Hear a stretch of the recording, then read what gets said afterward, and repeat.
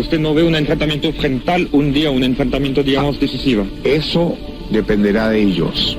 Si ellos lo provocan, se va a producir.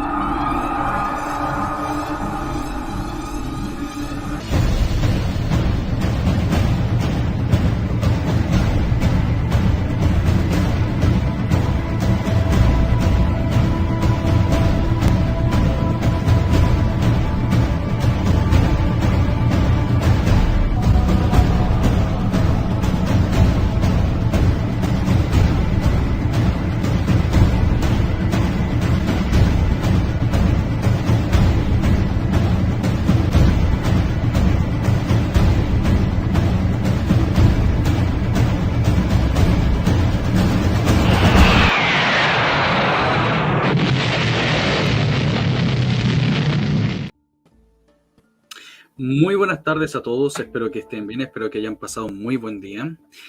El día de hoy nuevamente traemos a don Hermógenes Pérez de Arce para ir comentando mitos y anécdotas de la Unidad Popular.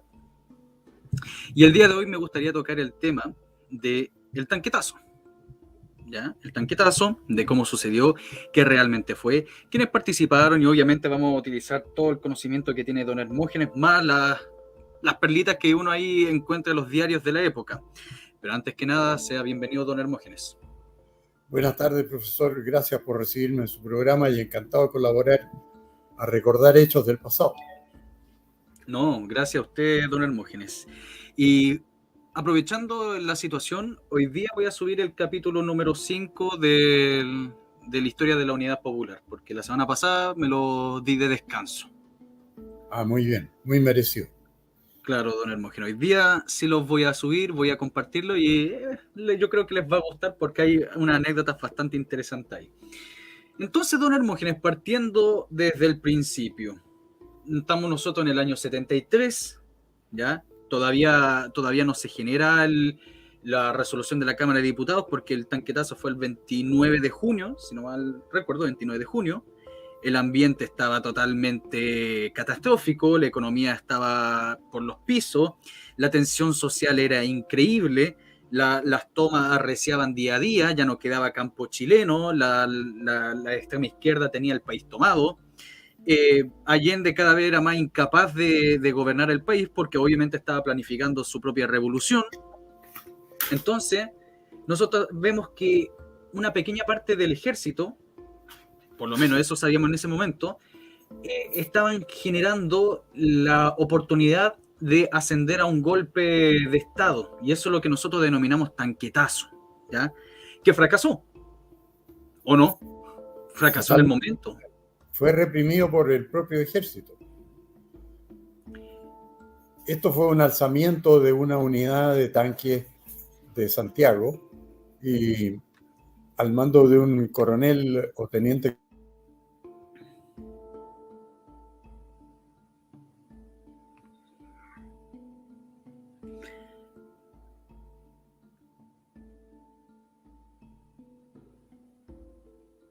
Parece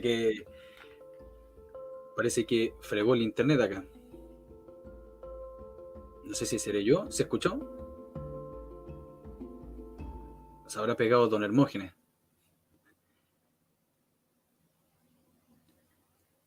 ¿Se escucha o no se escucha? ¿Se murió el internet mío o el de don Hermógenes?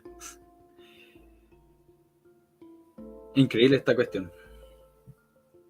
Ya, Francisco, parece que se le cayó a don Hermógenes. Si me escucha don Hermógenes, sálgase del directo y vuelva a entrar. Pero sí, o sea, voy a completar lo que estaba diciendo don Hermógenes acerca, mira, fíjese, es increíble que justo ahora afecta el internet. Pero bueno, fue un alzamiento dirigido por el teniente coronel Roberto Super. Pero nosotros tenemos que mirar que el tanquetazo la proyección del tanquetazo era que de un punto, de un regimiento de este blindado, partiera y se extendiese tan rápido como fuera posible por todos los regimientos, por toda la academia, por todo el mundo militar. Porque eso es lo que esperaba este mando medio de Santiago. Como parte en Santiago, el incendio va a llegar rápidamente a las distintas zonas. Pero por eso yo dejaba la pregunta al principio y la pueden responder ustedes si desean también en el chat. ¿Realmente fracasó? Porque claro, nosotros hablamos que el tanquetazo murió, fue reprimido, fue totalmente aplastado por Carlos Prats y por el general Pinochet. Porque hay que recordar que el tanquetazo fue totalmente aplastado por Pinochet. ¿Ya? Pero nosotros ahí podemos ver que Pinochet no es porque estaba del lado de Allende, no, Pinochet estaba al lado de la institucionalidad. Pinochet tenía este pensamiento de que todavía podía salvarse el país. Así que tenía que mantenerse obviamente en su calidad de protector de la seguridad pública. Eso ha sido las explicaciones que han dado algunas personas cercanas al general Pinochet. Y fue una medida táctica, pero por eso yo digo, ¿realmente falló el tanquetazo? ¿Realmente toda esta oficialidad que se levantó este 29 de junio de 1973 pensaban de que podían acabar con el gobierno de Allende? ¿O simplemente era probar cómo estaba la situación del momento? ¿Cómo estaba el apoyo popular? ¿Cómo estaba la acción de la gente? Esas son las cuestiones que hay que mirar. Y justamente yo tengo diarios de la época para mostrarle a ustedes qué es lo que pasó. Aprovechando que don Hermógenes no está, vamos a presentárselo. Deme un momento. Y les voy a mostrar imágenes inéditas que no van a encontrar en YouTube. O sea, perdón, en YouTube, en Google. Ya.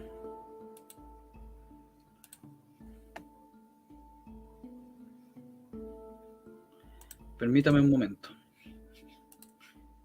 Son las cosas que pensaba que no iban a pasar, pero terminaron pasando.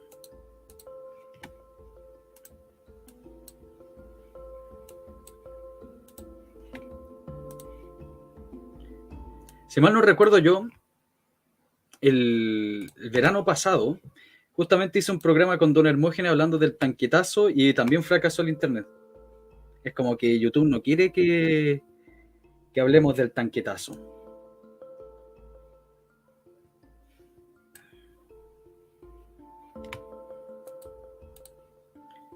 Vamos a compartir acá, pantalla.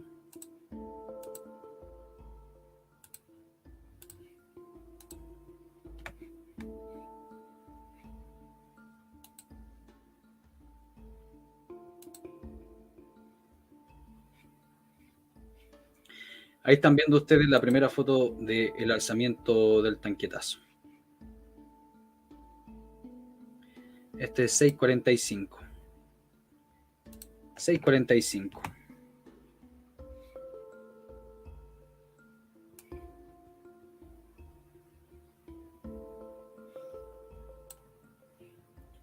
Ahí está. Fuerzas Armadas sofocaron un levantamiento militar. Y obviamente vamos a ir a leerlo. Vamos a aprovechar a leerlo. Pocha, qué raya da la cuestión. Aprovechando que está don Hermógenes acá para preguntarle varias cosas.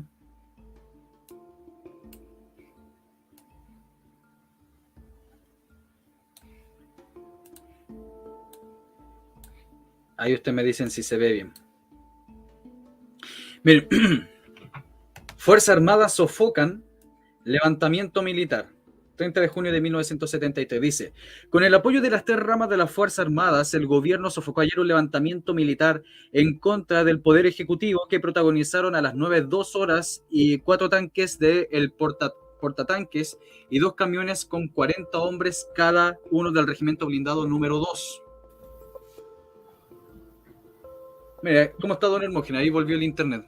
Sí, no sé por qué se interrumpió. ¿Sabe qué? Siendo que el blindado se había alzado por su cuenta yo creo que fue tan imprevisto y tan sorpresivo que eso ni siquiera yo creo que había un plan dentro del ejército, ni había otras unidades comprometidas, porque el propio ejército fue el que aplastó el movimiento y se vio caminando por la Alameda a la cabeza de las tropas al comandante en jefe Carlos Prats, que era ministro del Interior, y al general que le seguía en rango, que era el general Pinochet. Y ellos se encargaron de poner término al movimiento. Hubo bastantes pérdidas de vida, eso sí, porque atacaron la unidad, las tropas regulares, que se ponían unos pañuelos para distinguirse de los que estaban alzados.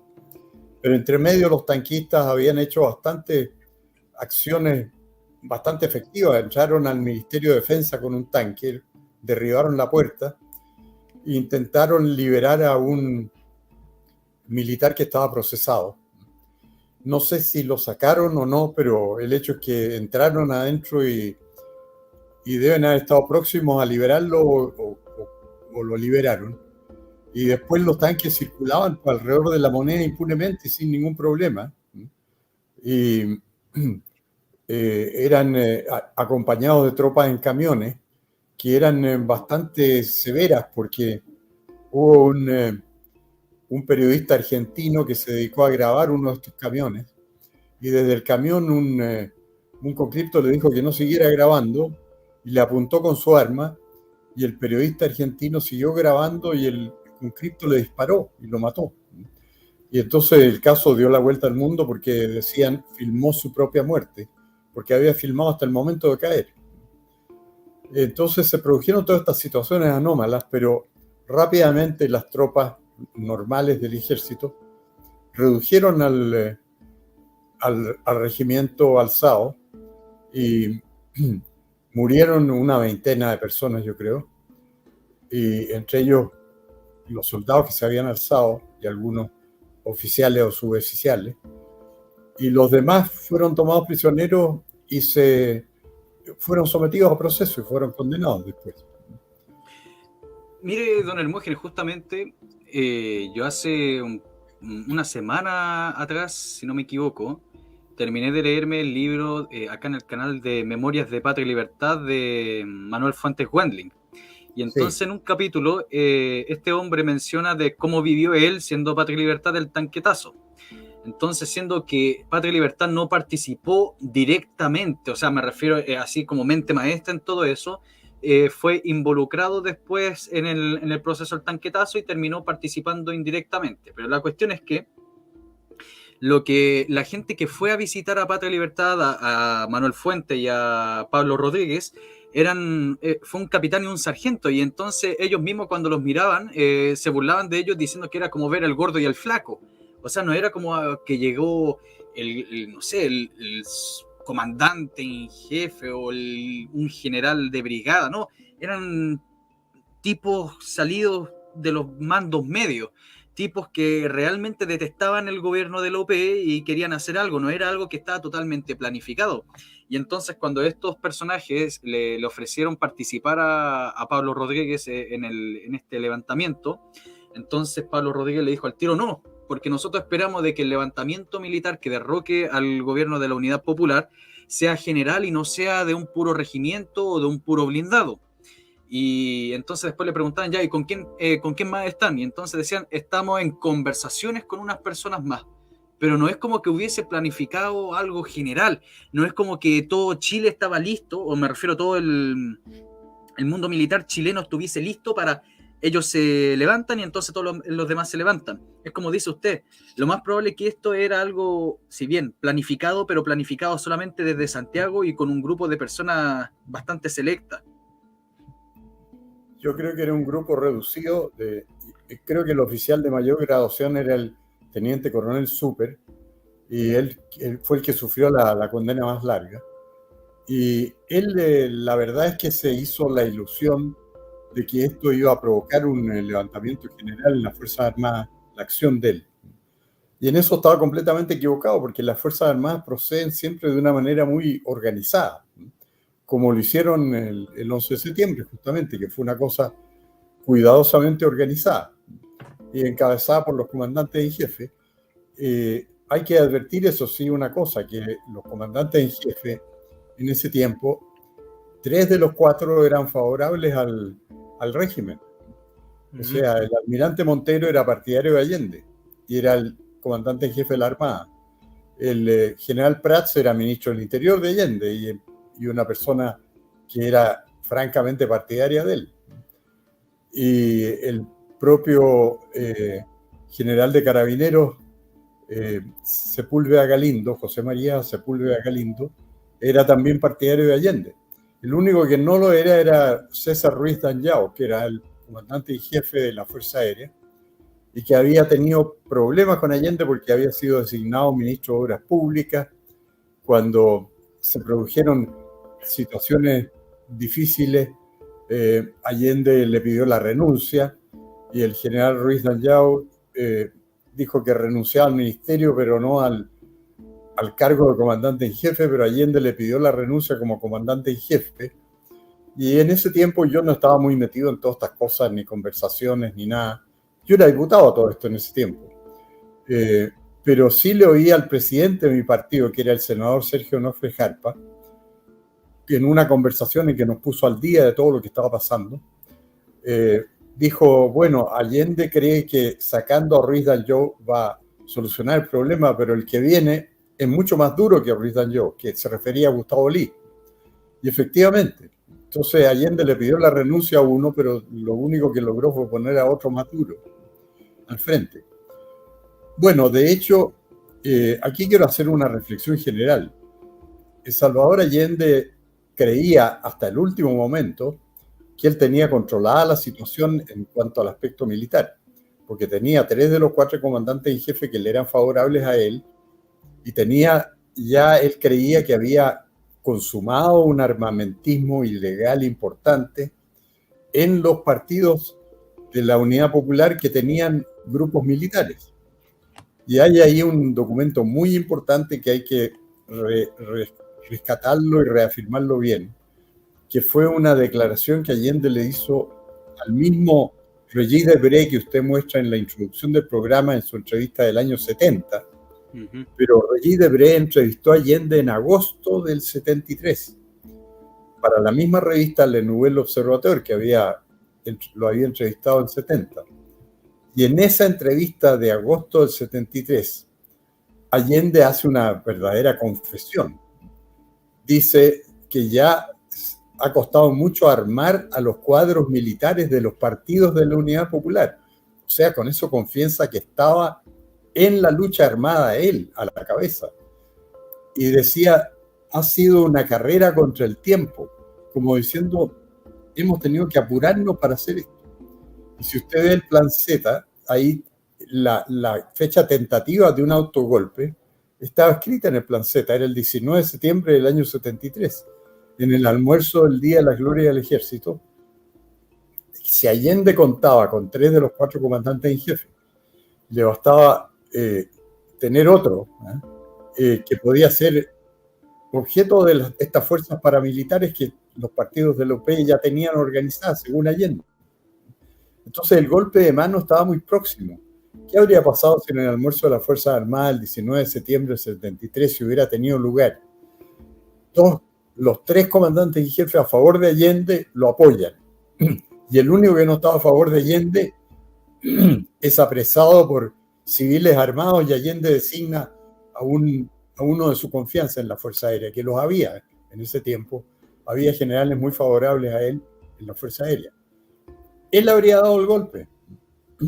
Entonces, todo esto no ha estado bien documentado en Chile y no se conoce bien. Yo publiqué en el año 2013 esta entrevista de Allende a Regis Debray de agosto del 73, donde confiesa todo esto. Pero ni yo mismo, que la publiqué en un libro que se llama Ni Verdad ni Reconciliación, ni yo mismo me di cuenta de la trascendencia que tenía esa entrevista, porque es una verdadera confesión de Salvador Allende de que está listo para dar el golpe. Ahora esto es una deficiencia de nosotros los chilenos no haberlo advertido a tiempo, porque esto está reproducido en un libro de un autor italiano que se llama Mario Spataro, que se llama Pinochet, las incómodas verdades. que se vendió mucho en Chile, fue bestseller, porque Alfonso Márquez de la Plata lo tradujo al castellano, compró los derechos y se vendió muy bien acá. Y me contó que un día riéndose me dijo que hasta había ganado bastante plata con este libro en Chile, al editarlo en su editorial Malle, que se llamaba. Él fue el que encontró, Spátaro, esta entrevista de Regis Debray a Salvador Allende en agosto del 73. Yo la he encargado a distintas personas, pero no me la han podido conseguir. Tiene que haber salido en la revista Le Nouvel Observateur de París, probablemente después del 11 de septiembre, porque la entrevista misma se la hizo Regis Debray en agosto, fines de agosto del 73. Allende, y debe haber mandado este material a su casa matriz.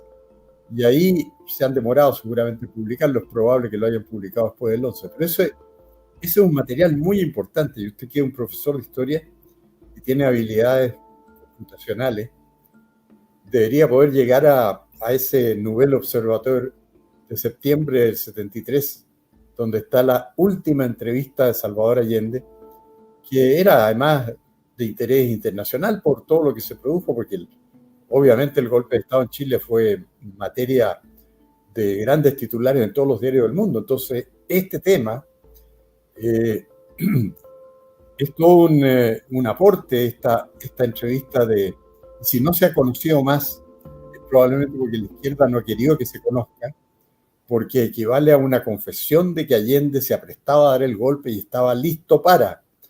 Si no lo hubieran dado los militares, lo habría dado él.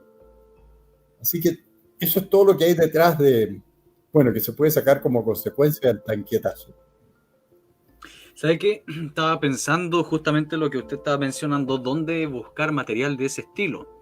Y voy a tener que de nuevo meterme a las cloacas de los foros marxistas que hay acá en internet, que muchas veces comparten un material, marxista, pero bastante interesante, porque hay a veces unas perlitas metidas por ahí, y puede que alguien tenga o alguien lo haya subido en algún foro marxista en internet la entrevista, así que voy a dedicarme a buscarla. No prometo nada, pero voy a intentar buscarla, don Hermógenes, si está en internet. Si no, vamos a quedarnos con lo que dice Spátaro nomás.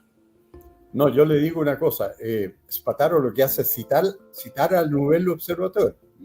Él pone una nota de dónde salió eso y pone que la nota es del Nouvel Observateur de fines de agosto, septiembre del 73. Así que él hace la cita perfectamente lícita. Lo que yo le advierto es una cosa, que la gente de izquierda tiene habilidad para suprimir cosas que no le convienen de la documentación. Y a mí me ha pasado eso con una carta que le escribió Bill Clinton, presidente de Estados Unidos, a Eduardo Frei Ruiz-Tagle, cuando vino, poco antes de venir Bill Clinton para acá, a una reunión internacional, que ahí se gestó la famosa picada de Clinton frente al Teatro Municipal, porque se tomó una Coca-Cola, ¿se acuerda? Todo eso. Bueno, ahí Clinton le escribió a Eduardo Frei Ruiz-Tagle una carta diciéndole que Chile era la joya de la corona latinoamericana, como reconociendo un país que iba viento en popa y muy macanudo. Y yo lo cité muchas veces eso, porque yo leí la entrevista, la carta de Bill Clinton en el Mercurio, reproducía en la sección internacional, cuando la mandó Bill Clinton antes de venir para Chile. Y hice uso profuso de esta cita, y sin embargo la he buscado, la he googleado y no podía encontrarla. Pero a mí no me van a discutir porque yo la leí en el Mercurio. Pero no está tendría que ir al Mercurio y ahí no sé si me darían facilidades para encontrar ese día la reproducción de la carta de Bill Clinton a Eduardo Frei. Cosa que yo no he hecho, no he ido al diario a investigar en la biblioteca. Pero para que vea usted el poder que tiene esta gente de Google, o sea, de todas las redes de internet, la han hecho desaparecer, no sale. No, pero yo insisto en ella porque yo la leí. Entonces sigo haciendo la cita de Bill Clinton que dice que Chile es la joya más valiosa de la corona latinoamericana. Lo curioso es que cuando lo googleo aparezco yo diciéndolo en mi blog y nadie más. Han hecho desaparecer todo el resto. No, sí, así la cuestión, don Hermógenes. Por eso hay que cuidar mucho estos materiales. Mire, acá Lobo Chileno pone, en ese día murieron 7 miembros del ejército y 15 civiles. Y aquí los nombra, gracias Lobo por la pega. Dice, los miembros del ejército que murieron son los siguientes. Rafael Villena Cabello, sargento primero. José Jorquera Jorquera, cabo primero. Luis Torres, cabo segundo. José Conejero Huenchumil, cabo conscripto. Federico Ugarte, soldado conscripto. Sergio Figueroa Vélez, soldado conscripto. Samuel Tapia Yanca, soldado conscripto. Los civiles que murieron son los siguientes: Leontina Reyes Velázquez, transeúnte. Leonardo Henriksen, que es el periodista ese que le dispararon, que está grabado donde lo asesinan, corresponsal argentino. Victoria Sánchez Carrasco, transeúnte. Luciano Caro Díaz, transeúnte. Carlos Fuentes Riquelme, transeúnte. Jorge Fierro Inostroza. Y lamentablemente no se sabe los 9 restantes, no importa. Y entonces acá dice Lobo, a partir de unos datos que tiene, uno de los civiles que mataron era un DC, lo asesinó un francotirador comunista de la Torre Entel. Es el testimonio de don Patricio, una persona que vivió en carne propia la OP, o sea, de un testigo presente. Sí. O sea, esto fue un disparo de alguien del gobierno que estaba en la Torre Entel. Claro, claro, y se lo cargaron después al ejército, a la gente sublevada. Mire, don Hermógenes, ¿qué le parece acompañarme con la lectura por lo menos de esta versión del diario? De todas maneras. Mire, este es el Mercurio de Valparaíso. Sí. Dice así: con el apoyo de las 3 ramas de la Fuerza Armada, el gobierno sofocó ayer un levantamiento militar en contra del Poder Ejecutivo, que lo protagonizaron a las 9:02 horas 4 tanques de un portatanques y 2 camiones con 40 hombres cada uno del Regimiento Blindado número 2, que tiene su sede en la... que dice no alcanzo a leer, que circundan en las calles Santa Rosa, Coquimbo y San Isidro. Los rebeldes intentaron apoderarse del Palacio de Gobierno y La Moneda, y al fracasar sus propósitos y tras un intenso tiroteo sobre el Ministerio de Defensa primero y después ante la sede del Poder Ejecutivo, huyeron del lugar. En horas del presente, el presidente Salvador Allende declaró que ya habían sido ubicados y que estaban siendo sometidos a la justicia militar. En el intenso tiroteo entre la guardia que custodia el Palacio de Gobierno y los sublevados, que se prolongó por espacio de 2 horas, murieron por lo menos 5 personas, 4 civiles y un militar que no portaba identificación, y otras quedaron heridas. Según un informe oficial, el edificio de La Moneda fue impactado por 500 proyectiles de armas automáticas y cañón. Entre los daños se incluye la rotura de 70 vidrios de las ventanas. Además, quedaron muy dañadas algunas oficinas del Ministerio de Relaciones Exteriores. En el Ministerio de Defensa resultó destruido parcialmente el despacho del ministro de Defensa, José Toá, algunas oficinas que ocupan los generales del ejército, y un tanque derribó la puerta del Ministerio de Defensa y disparó su cañón en el interior. Eso fue cuando rescatar al oficial que querían sacar del Ministerio de Defensa. Claro, no me acuerdo qué oficial era. No me acuerdo para qué voy a estar mintiendo. Acá hay una foto del hecho. Por eso les dije que estas fotos no las van a encontrar en YouTube. O sea, en YouTube, en Google Imágenes no las van a encontrar. Esta gente se encarga de censurar todo. ¿Es lo que le pasó a usted? Sí, bueno, el hecho fue que el movimiento duró un día nada más. Fue aplastado por el ejército. Y ahí se forjó la imagen de que el general Pinochet iba a ser una persona que iba a estar siempre en contra de cualquier movimiento militar contra el gobierno de Salvador Allende. Por eso yo creo, no sé si le conté en un programa anterior, que a mí, después del 11 de septiembre, me convidaron a almorzar de una sociedad anónima que se llama COPEC. Sí. En calidad de exdiputado ya, porque yo había sido ya exonerado de mi cargo de diputado. Y ahí en ese almuerzo los directores de COPEC me contaron que habían convidado a Jaime Guzmán a fines de agosto a almorzar ellos para informarse de la situación política. Y que Jaime Guzmán, me dijeron, su amigo Jaime, ¿sabe lo que nos dijo? ¿Qué les dijo? Si nombran a Pinochet comandante de jefe del ejército, ahí sí que estamos embromados. O sea, esa era la opinión que tenía Jaime Guzmán en agosto del 73. ¿Por qué? Porque realmente no sabía lo que pensaba Augusto Pinochet, y pensaba que era una persona que iba a a estar siempre del lado del gobierno. Porque Pinochet nunca le dijo a nadie lo que él pensaba. Yo no sé si le conté a usted una reunión que tuvo con él, porque los militares estaban reunidos desde hacía meses en una cosa que se llamaba Grupo de los 15, que había 5 de cada rama, Ejército, Armada y Aviación, examinando la situación nacional y pensando que iban a tener que actuar ellos, dado el deterioro de la situación del país. Todo esto era secreto, pero lo sabía Patricio Aylwin.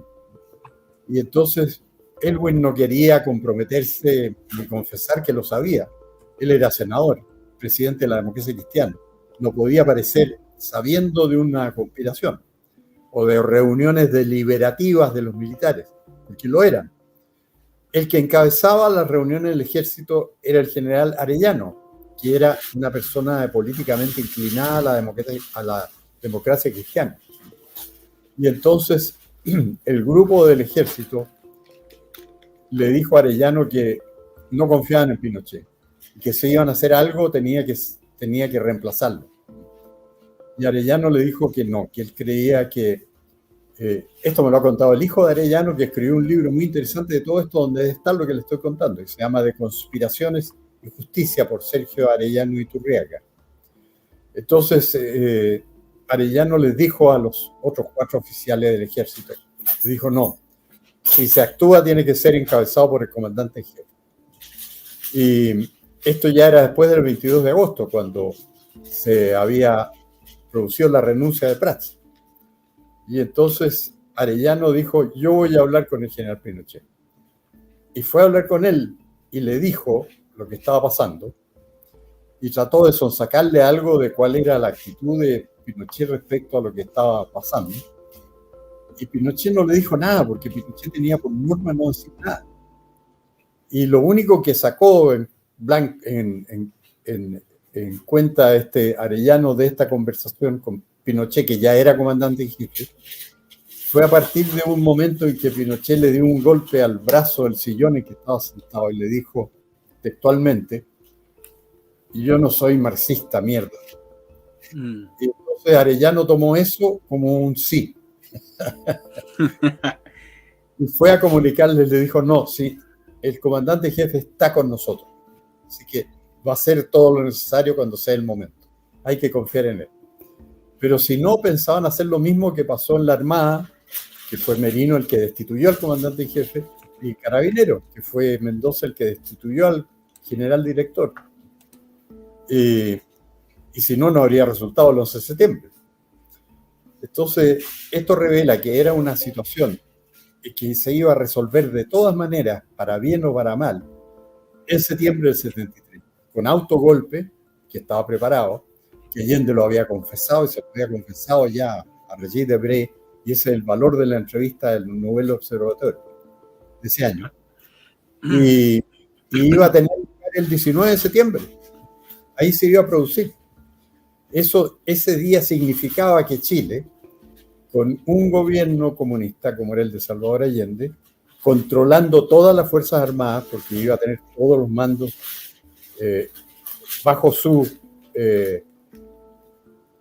influencia, digamos, porque eran todos partidarios de él, Chile se iba a encaminar por la vía de Cuba o Venezuela de hoy.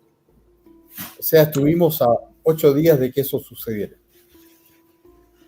Don Hermógenes, quería hacerle una pregunta, mire, justamente mientras usted hablaba, y volviendo a la cuestión de que voy a buscar esa cuestión de esa entrevista con Regis Debray. Pero en el caso con la cuestión del tanquetazo, ¿influyó en usted, porque usted fue diputado y bueno, en sus demás colegas, la decisión del 22 de agosto? No, el tanquetazo nos pilló a todos de sorpresa y encontrábamos que era una locura, que no era la manera de hacer las cosas. Y que esto tenía que ser, bueno, por la vía que después seguimos. La vía que seguimos fue tomar un acuerdo de la Cámara de Diputados y convocar a las Fuerzas Armadas a hacer lo que hicieron. Eso era lo que nosotros creíamos que se debía hacer. Y probablemente yo en esos días, yo tuve una reunión que fue cuando llegó Enrique Ortúzar Escobar, que me llamó a mí que por favor fuera a la oficina de don Francisco Bulnes, que era senador del Partido Nacional, a una reunión con Enrique Ortúzar. Y yo no sabía bien para qué era, pero cuando llegó Enrique, llegó con el acuerdo de la Cámara preparado. Y él dijo, el mecanismo tiene que ser este. Él tenía mucha experiencia, había sido ministro de Justicia, era un abogado de gran reputación, había sido abogado, asesor del Senado, de las comisiones del Senado, Enrique Ortúzar. Entonces conocía muy bien los manejos parlamentarios. Y él nos dijo a Bulnes y a mí que la forma de proceder tenía que ser un acuerdo de la Cámara, sometido a votación, que llamara a las Fuerzas Armadas a intervenir. Y entonces, ¿por qué me citó a mí? Porque fue una deferencia de él conmigo. No era que yo tuviera mucha importancia para ningún efecto en ese tiempo, pero yo tenía un programa diario en la radio. Y entonces Enrique me dijo que había confeccionado el acuerdo siguiendo cosas que había anotado a través de mi programa, porque mi programa diario iba denunciando todas las cosas que estaban fuera de la ley o la Constitución que se producían durante el gobierno de Allende. Como yo había empezado a hablar en el 71, si una persona tomaba nota tenía una buena bitácora de irregularidades ahí, porque yo las denunciaba todos los días. Entonces me dijo eso, por esa razón lo he convidado, porque usted fue el que me fue dando los datos para hacer todo esto. Y él los había ido anotando. Entonces, en esa reunión en la oficina de Bulnes se llevó el acuerdo a su casa, le hizo correcciones, nos volvimos a juntar a la semana siguiente y se lo entregamos al diputado Mario Arnelo del Partido Nacional, que se lo entregó al diputado Claudio Orrego Vicuña, que es el papá del actual gobernador de Santiago. Claudio Orrego le comentó a Mario Arnelo, después de leer el acuerdo, que era fantásticamente bien hecho, que se lo había entregado al presidente del partido, Patricio Aylwin, que también le estaba metiendo mano y haciéndole correcciones, en fin, mejorándolo. Y ahí Aylwin, acordado todo esto, se determinó hacer la sesión del 22 de agosto. Y ahí en la sesión se sometió a votación este acuerdo. Y la izquierda, la gente de la Unidad Popular, pidió que fuera sesión secreta, porque ellos querían revelar algunas cosas. Y en realidad no tenían nada que revelar. Empezaron a hablar de que había una amenaza bélica en el norte, cosas así, por eso habían pedido sesión secreta. Pero no había ninguna amenaza que no conociéramos todos. Y se votó el acuerdo en la madrugada del 23, por eso en algunas piezas históricas figura como el 23 de agosto.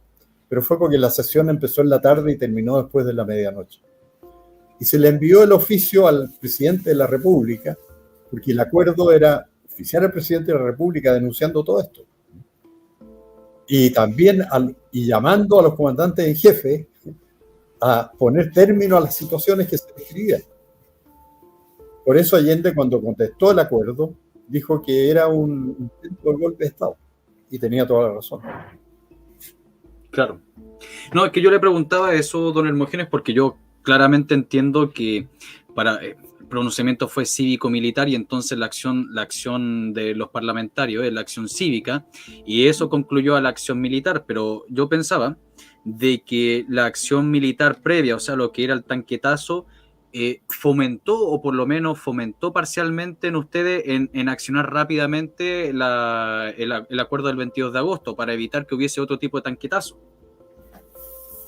A ver, yo creo que fue un poco al revés, porque ese movimiento del tanquetazo lo que desató fue que la Unidad Popular, su gente se tomó una cantidad enorme de empresas, digamos 400 empresas. Entonces, eso creó una situación de desesperación en el país porque eran empresas productivas y que abastecían a los mercados. Entonces, acentuó el problema de la escasez. En el fondo, el tanquetazo contribuyó al éxito del golpe porque deterioró mucho la situación económica de abastecimiento de las familias, hizo todo mucho más difícil. Si ya había escasez antes de junio, la ocupación masiva de empresas por parte de elementos de la Unidad Popular desordenó la producción y provocó un verdadero caos. Y entonces ahí fue cuando los dirigentes de las industrias, que estaban todas tomadas prácticamente, fueron a hablar con el presidente del Senado, Eduardo Frei, en lo que se llamó, después se conoció como el Acta Rivera, porque el secretario abogado de la Sociedad de Fomento Fabril fue también a la reunión de del presidente de la Sociedad de Fomento Fabril y de los otros industriales, con el presidente del Senado, Eduardo Frei Montalva. Y ahí se encontraron y se sorprendieron un poco de que Frei Montalva les dijo, en buenas cuentas, les dijo que vienen a hablar conmigo, ustedes tienen que hablar con los comandantes en jefe, vayan ahora a hablar con ellos, porque esto no tiene, les dijo, ningún arreglo jurídico, esto tiene que arreglarse por las armas. Y ahí fue su famosa frase que la puso el secretario abogado de la Sociedad de Fomento Fabril, que se llamaba Rafael Rivera Sangüesa, puso la frase textual de Frei: esto se arregla solo con fusiles. Y puso otras frases textuales que les dijo Frei, una que le dijo: vino a hablar conmigo un general de ejército a decirme que tuviera cuidado porque se podían producir movimientos que atacaran el barrio donde yo vivo. Y yo le contesté: ¿qué importancia tiene que lo que le suceda a una familia que es parte de... Hay 500.000 familias aquí en las mismas condiciones. En cambio, ustedes que tienen las bayonetas no las usan. Le dijo, dice Frei que le dijo al general: ustedes que tienen las bayonetas no las usan. Y eso lo puso también Rafael Rivera en el Acta Rivera. Entonces, ese documento fue muy importante después para examinar la historia de los acontecimientos, porque el tanquetazo vino, desató la ocupación masiva de empresas. Los empresarios con sus empresas ocupadas van a hablar con el presidente del Senado y le dicen: esto ya no da para más, usted tiene que hacer algo. Y el presidente del Senado y expresidente de la República les dice: esto ya no es un tema de los civiles, sino que se arregla con fusiles. Vayan ustedes a hablar con los comandantes en jefe. Y de hecho, de ahí se marcharon, dice el Acta Rivera, caminando por la calle Morandé, se fueron hasta el Ministerio de Defensa y trataron de hablar con los comandantes en jefe. Iban a decirles las mismas cosas. Mire, el presidente del Senado dice que le digamos a ustedes que esto tiene que terminar ustedes. Y no había ningún comandante en jefe en el ministerio a esa hora, porque ya era de noche, las 9 de la noche.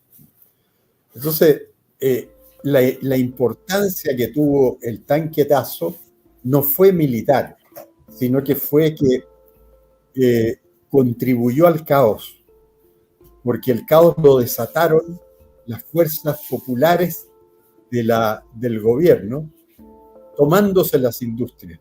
Todos los militantes semiarmados del Partido Socialista y Comunista, de hecho, actuaron de facto, se tomaron todas las empresas. Y entonces, eso fue lo que suscitó a los empresarios de ir a hablar con Eduardo Frei. Y esa conversación fue muy importante porque dispuso de un elemento de juicio que se transmitió rápidamente, de que los políticos le mandaban decir a los militares: mire, ustedes tienen todo el respaldo nuestro. Y eso se tradujo documentalmente en el acuerdo del 22 de agosto en la Cámara de Diputados. Así que una cosa se fue concatenando con la otra.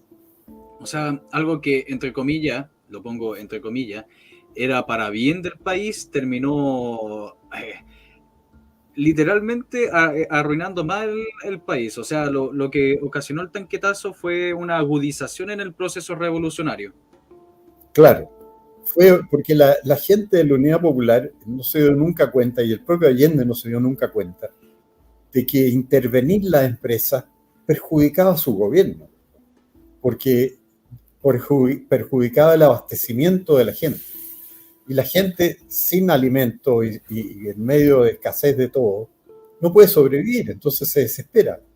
Y la reacción popular era muy contraria a Allende por eso, porque la gente estaba desesperada ya al margen de los corazones, de los colores políticos, porque no encontraba los elementos esenciales para la vida diaria. ¿Qué es lo que pasa en países como Cuba o Venezuela hoy día? Y por eso hay tantos emigrantes de esos países que vienen a países como Chile, donde todavía eso no ha pasado. Claro.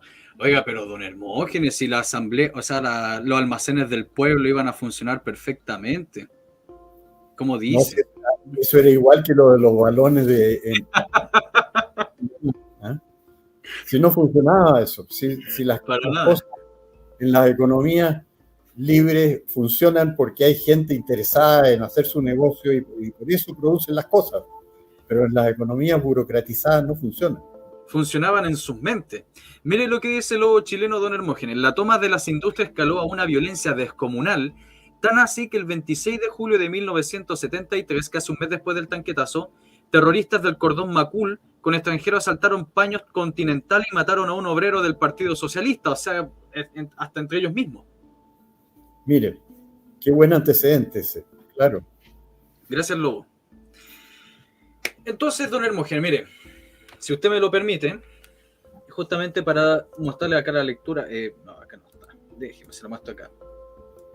Fíjense, acá hay otro diario, fíjense cómo quedaron los autos, quedaron, pero descapotables. Bueno, claro, pasaban los tanques por encima. Encarcelado y removido el jefe de la rebelión. Se los voy a leer yo porque está al revés. Dice, Santiago, desde uno de los balcones del Palacio de la Moneda, el presidente de la República, Salvador Allende, se dirigió ayer a la tarde del país. El mandatario fue el único orador de una concentración convocada por la Central Única de Trabajadores que preside Jorge Godoy. El acto de masas se verificó aun cuando existe una declaratoria de zona en estado de emergencia para la provincia de Santiago. El jefe de Estado estimó oportuno entregar una relación de los sucesos registrados ayer en Santiago a los miles de trabajadores que transitoriamente desocuparon sus sitios donde laboran para concurrir al llamado formulado por el propio mandatario. Las radios fueron notificadas que por la disposición de la jefatura de la zona en estado de emergencia deberán integrarse a toda la red nacional obligatoria. Previamente se dio cuenta en que horas de la tarde el presidente de Argentina, Héctor Cámpora, llamó a su colega chileno expresándole su adhesión y solidaridad. También se dio lectura a un cable del primer ministro de Cuba, Fidel Castro, en el cual señala una congratulación al gobierno de la OP, al pueblo de Chile y a las Fuerzas Armadas leales por el comportamiento patriótico de todos y a ti personalmente por tu valerosa conducta eficaz y dirección que condujo a la rápida victoria contra el golpe reaccionario de hoy. O sea, lo que fue ayer. Agrega el cable. Nuestro pueblo ha seguido de cerca el extraordinario interés de los acontecimientos recordado por Girón. Le expresa inmenso júbilo por la victoria y la más firme, decidida solidaridad. Luego se señalaron los puntos más destacados del bando número 3 de la jefatura de la zona en estado de emergencia, mediante en el cual decreta toque de queda entre las 11 y las 6:30 de la mañana hasta nuevo aviso. Se indicó también que había llegado al Palacio de Gobierno un cable de saludo y solidaridad del presidente de México, licenciado Luis Echeverría, y en la moneda estaban presentes durante el acto de todos los secretarios de Estado que integran el gabinete del doctor Allende. Muy interesante, muy interesante. Muy buen aporte periodístico ese. No, sí, hay unos datos, don Hermógenes, pero impresionante. Déjeme buscar acá están los autos aplastados. Mire, si la cuestión de ese día eran hojas de material para mostrar. Mira, hay más. Si estas fotos no las van a encontrar en Google, yo ya las he buscado por todos lados. Bueno, hay un libro que lo voy a buscar en mi estante de un oficial que participó en el tanquetazo, que se llamaba Renan Balas. Era muy amigo mío después, años después, cuando ya estaba retirado, porque debió cumplir una condena y todo eso, porque él participó junto a las órdenes de el teniente coronel Super. Voy a buscar el libro de Renan Balas, porque ahí tiene que estar relatado todo en detalle. Y el próximo domingo, si conversamos, le voy a informar de lo que dice un participante directo, que salvó con vida, porque Renan Balas estaba comprometido en todo eso. Y como le digo, sufrió una condena. Y yo lo conocí ya cuando había cumplido su pena y todo eso. Y nunca conversé con él de los hechos del 29 de junio, pero sé que participó protagónicamente en todos ellos y debe tener en su libro autobiográfico un relato de eso. Y me comprometo a tenerlo leído el próximo domingo. Se lo agradezco, don Hermógenes. Don Hermógenes, ¿cuándo fue el que... espere, para no estar cometiendo un error. Claro que sí, estoy bien, estoy bien. Estaba yo leyendo en este libro de... no me acuerdo si el de Ricardo Boixart, de Allende el último día, algo así se llama el libro, si no me equivoco es ese, donde cuenta y relata una anécdota bastante interesante del tanquetazo, porque Allende no estaba en el Palacio de la Moneda, Allende estaba afuera. Y entonces lo que buscaba Allende era llegar a la Moneda y entonces ahí generar obviamente el centro de mando. Y entonces literalmente el que se encarga de protegerlo y resguardarlo de todo mal que hubiese afuera era su propio edecán, Arturo Araya. Sí. Y ahí cuenta hay una anécdota bastante interesante de cómo el mismo Arturo Araya bajaba con su pistola y empezaba a disparar ahí a los militares que estaban en rebelión. Hasta llegar al Palacio de la Moneda. No me acuerdo en qué libro es, sino en el de Lautaro Silva, en el de Allende, el último día de Allende. Pero muy interesante esa cuestión. Bueno, en ese mismo Arturo Araya, si era edecán, puede haber sido el que después murió en un baleo que se produjo en Carlos Antunes, en Providencia, el comandante Araya. Claro, Araya Peters. ¿Era el mismo? ¿O no? Claro, era el mismo. El comandante Araya Peters que murió era edecán de Allende, y el que dice usted también. Estoy hablando de ese mismo. Claro, fue el que murió días después entonces. Y claro, casi dos semanas después fue asesinado. Pero como mucha gente cree, no fue asesinado por Patria y Libertad, fue asesinado por comando de izquierda. Bueno, esto nunca me quedó claro a mí quién lo había matado, porque había desórdenes en Providencia. Él vivía en una casa en Providencia y frente a su casa se desarrollaban los desórdenes y se oían tiros, disparos de armas de fuego en medio de los desórdenes de ambos bandos, de izquierda y de derecha.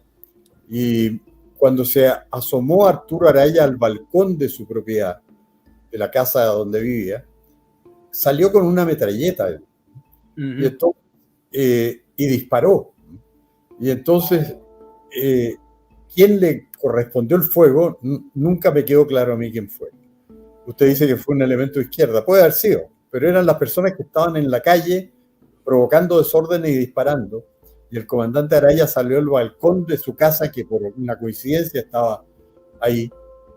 Y el tiro de muerte de Araya pasó la responsabilidad de un lado a otro varias veces y yo nunca quedé con la película clara de quién le había disparado. Porque todo esto se debatió en la Cámara en los días siguientes. Claro, mira, aquí lo chileno, y se los digo yo, don Hermógenes, porque hay fuente de que cuando asesinan a Arturo Araya, salen unos fulanos corriendo y justamente en la esquina donde estaba estacionado el auto donde escapan estas personas, habían dos prostitutas. Y esas dos prostitutas, siendo que era de noche, vio que en el auto tenía un logo del gobierno. En el auto. Ajá. Entonces de ahí dice, era imposible que fuese Patria y Libertad, porque estaba haciendo Patria y Libertad con un auto del gobierno. Y acá lo chileno dice, y pensar que Arturo Araya Peter fue asesinado por el GAP Domingo Blanco apodado El Petizo, para quebrar el diálogo entre Allende y la DC. También fue porque se enteró de la conspiración de la FACH. No, yo creo que las personas que estaban en la calle ni siquiera sabían bien quién era el que estaba en el balcón, porque él no salió de uniforme ni nada. Él salió como un particular que estaba en su casa, claro. y un tiroteo en la calle y le da rabia y sale con un arma, pero nadie sabía que era un comandante, ni un marino, ni un uniformado. Entonces, es muy difícil que alguien haya tenido la intención de asesinar al edecán del presidente de la República, porque nadie tenía idea de quién era el personaje que había salido a ese balcón. El que le hubiera disparado lo había hecho sin ninguna premeditación, ni alevosía, ni nada, sino que producto de lo que estaba pasando en el momento. Mira, aquí fue en el caso porque obviamente este es el Mercurio de Valparaíso, pero también empieza a explicar lo que pasó en Valparaíso y en Viña del Mar acerca de esta sublevación, de este intento de sublevación general. Bueno, en el caso de Valparaíso no pasó a mayores, no pasó nada, aunque sacaron, no sé si usted se acuerda de algo, pero hay fotos donde sacaron a los marinos, sacaron a los regimientos también de Valparaíso, al regimiento Maipo estaba también afuera, incluso hay fotos que están sentados en la Plaza Victoria comiéndose el almuerzo ahí, esperando a ver si pasa algo, ahí con la metralleta al lado y están comiéndose un sándwich. Sí, bueno, era natural que en todas partes hubiera una alerta militar general de todas las ramas de las Fuerzas Armadas, porque esto fue una cosa muy sorpresiva para todo el mundo. Entonces, eso era normal, que hubieran acuartelamientos y preparativos, porque no se sabía qué proyecciones tenía lo que había pasado. Pero fue un estallido que, en definitiva, yo creo que perjudicó mucho más al gobierno de Allende que si no se hubiera producido. Porque precipitó el caos. La palabra caos se usó mucho en esos días. Y se usó en los comunicados, los primeros comunicados del gobierno militar también. Porque eso fue lo que pasó. Que el levantamiento ya fue una señal de caos. El tanquetazo mismo fue caótico, pero la reacción de la extrema izquierda fue más caótica todavía, porque terminó de desordenar y de hacer imposible de vivir la situación que se produjo con esta ocupación masiva de industrias que paralizaron, que agudizó la escasez, que acentuó la impopularidad del gobierno precisamente por eso, por la escasez. Así que si hubiera alguien ahí vinculado al tanquetazo, habría que decirle, mire, la verdad es que ese tanquetazo fue una locura en ese momento, pero de efectos muy determinantes para que resultara después el golpe militar y cayera Salvador Allende. O sea, a corto plazo benefició a la extrema izquierda, a largo plazo benefició a todo el país que no era de izquierda. Claro, porque como que justificó el pronunciamiento. El pronunciamiento era en nombre del caos que vivía el país, que era intolerable. Y la verdad es que ese tanquetazo y la reacción de la UP hicieron que el país estuviera en una situación intolerable. Eso era verdad. Pero don Hermógenes, una pregunta, como también, si bien en esa época usted ya no, o tengo entendido, ya no era periodista, era diputado, pero a nivel popular, ¿cómo fue tomado esto? ¿Cómo lo tomaban los diarios, sobre todo los diarios de derecha? ¿Lo justificaban o lo criticaban, como hoy día critican? No lo justificaban, porque todo el mundo encontraba que era una locura, era una cosa que no tenía ninguna base. Y en ese sentido lo condenaban, porque decían no hay que hacer locura, si eso es una norma general, que no hay que hacer locura. Y entonces la reacción fue muy adversa al coronel Súper y todo el mundo hablaba de él en términos despectivos, en el sentido de que había perdido la cabeza, que no se podía actuar en una forma así, cualquiera fueran sus propósitos. No era la manera de hacer las cosas. Se consideraba un disparate. Esa era la noción predominante en el medio político, en el partido donde yo estaba, que era diputado. Todas las conversaciones eran en ese sentido. Es un tipo está loco. Y en el medio periodístico también yo tenía mucha relación con el Mercurio, a pesar de que yo me había retirado del Mercurio para ser diputado. Una tontería, porque podría haber sido las dos cosas al mismo tiempo. Pero se me ocurrió que era una misión absorbente y renuncié temporalmente al Mercurio, porque naturalmente después del 11 volví al Mercurio. Pero mientras era diputado no iba al diario, pero sí tenía contacto. Y la opinión unánime era que esto había sido una cosa tirada de las mechas y que mal hecha. Pero mirándola con toda la perspectiva que dan los años, vemos la importancia que tuvo, que fue probablemente decisivo para acentuar la necesidad de que se terminara el gobierno de Salvador Allende. Mira lo que me dice el lobo chileno don Hermógenes. Me dice, profe, la conspiración de la FACH estaba vinculada con el Plan Z. De eso se enteró un mes antes que lo mataran al edecán de Allende. De hecho, Gonzalo Tausen Pinochet, que le mando un saludo también, me contó que Arturo Araya Peters, antes de morir, alcanzó a delatar los planes del autogolpe donde habían marinos involucrados y gente de la FACH, o sea, lo que es el Plan Z. Bueno, es que lo de la FACH eran reuniones que había en el Banco del Estado,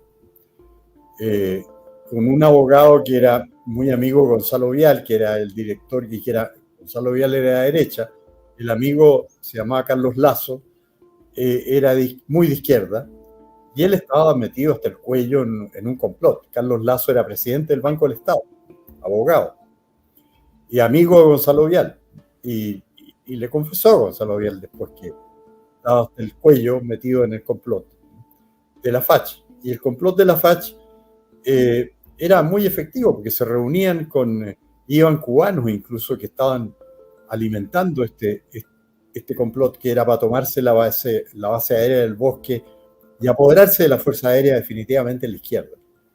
Y estas reuniones tenían lugar en el Banco del Estado. Y esos fueron los que se llamaron los procesos de la FACH, porque en la FACH se abrió un expediente para sancionar a todo el personal que hubiera intervenido en esa conspiración. Y ahí fue donde resultó afectado el general Bachelet, que él sostenía que nunca había ido a ninguna reunión.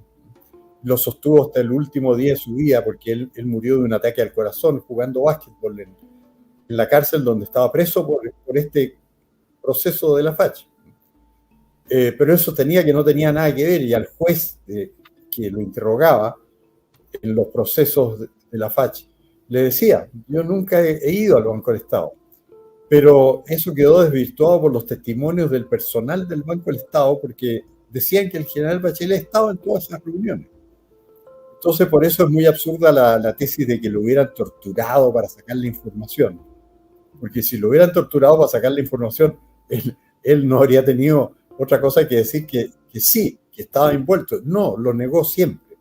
O sea, si lo hubieran torturado, no habría podido negarlo siempre, porque lo habrían torturado para que dijera lo contrario. Claro.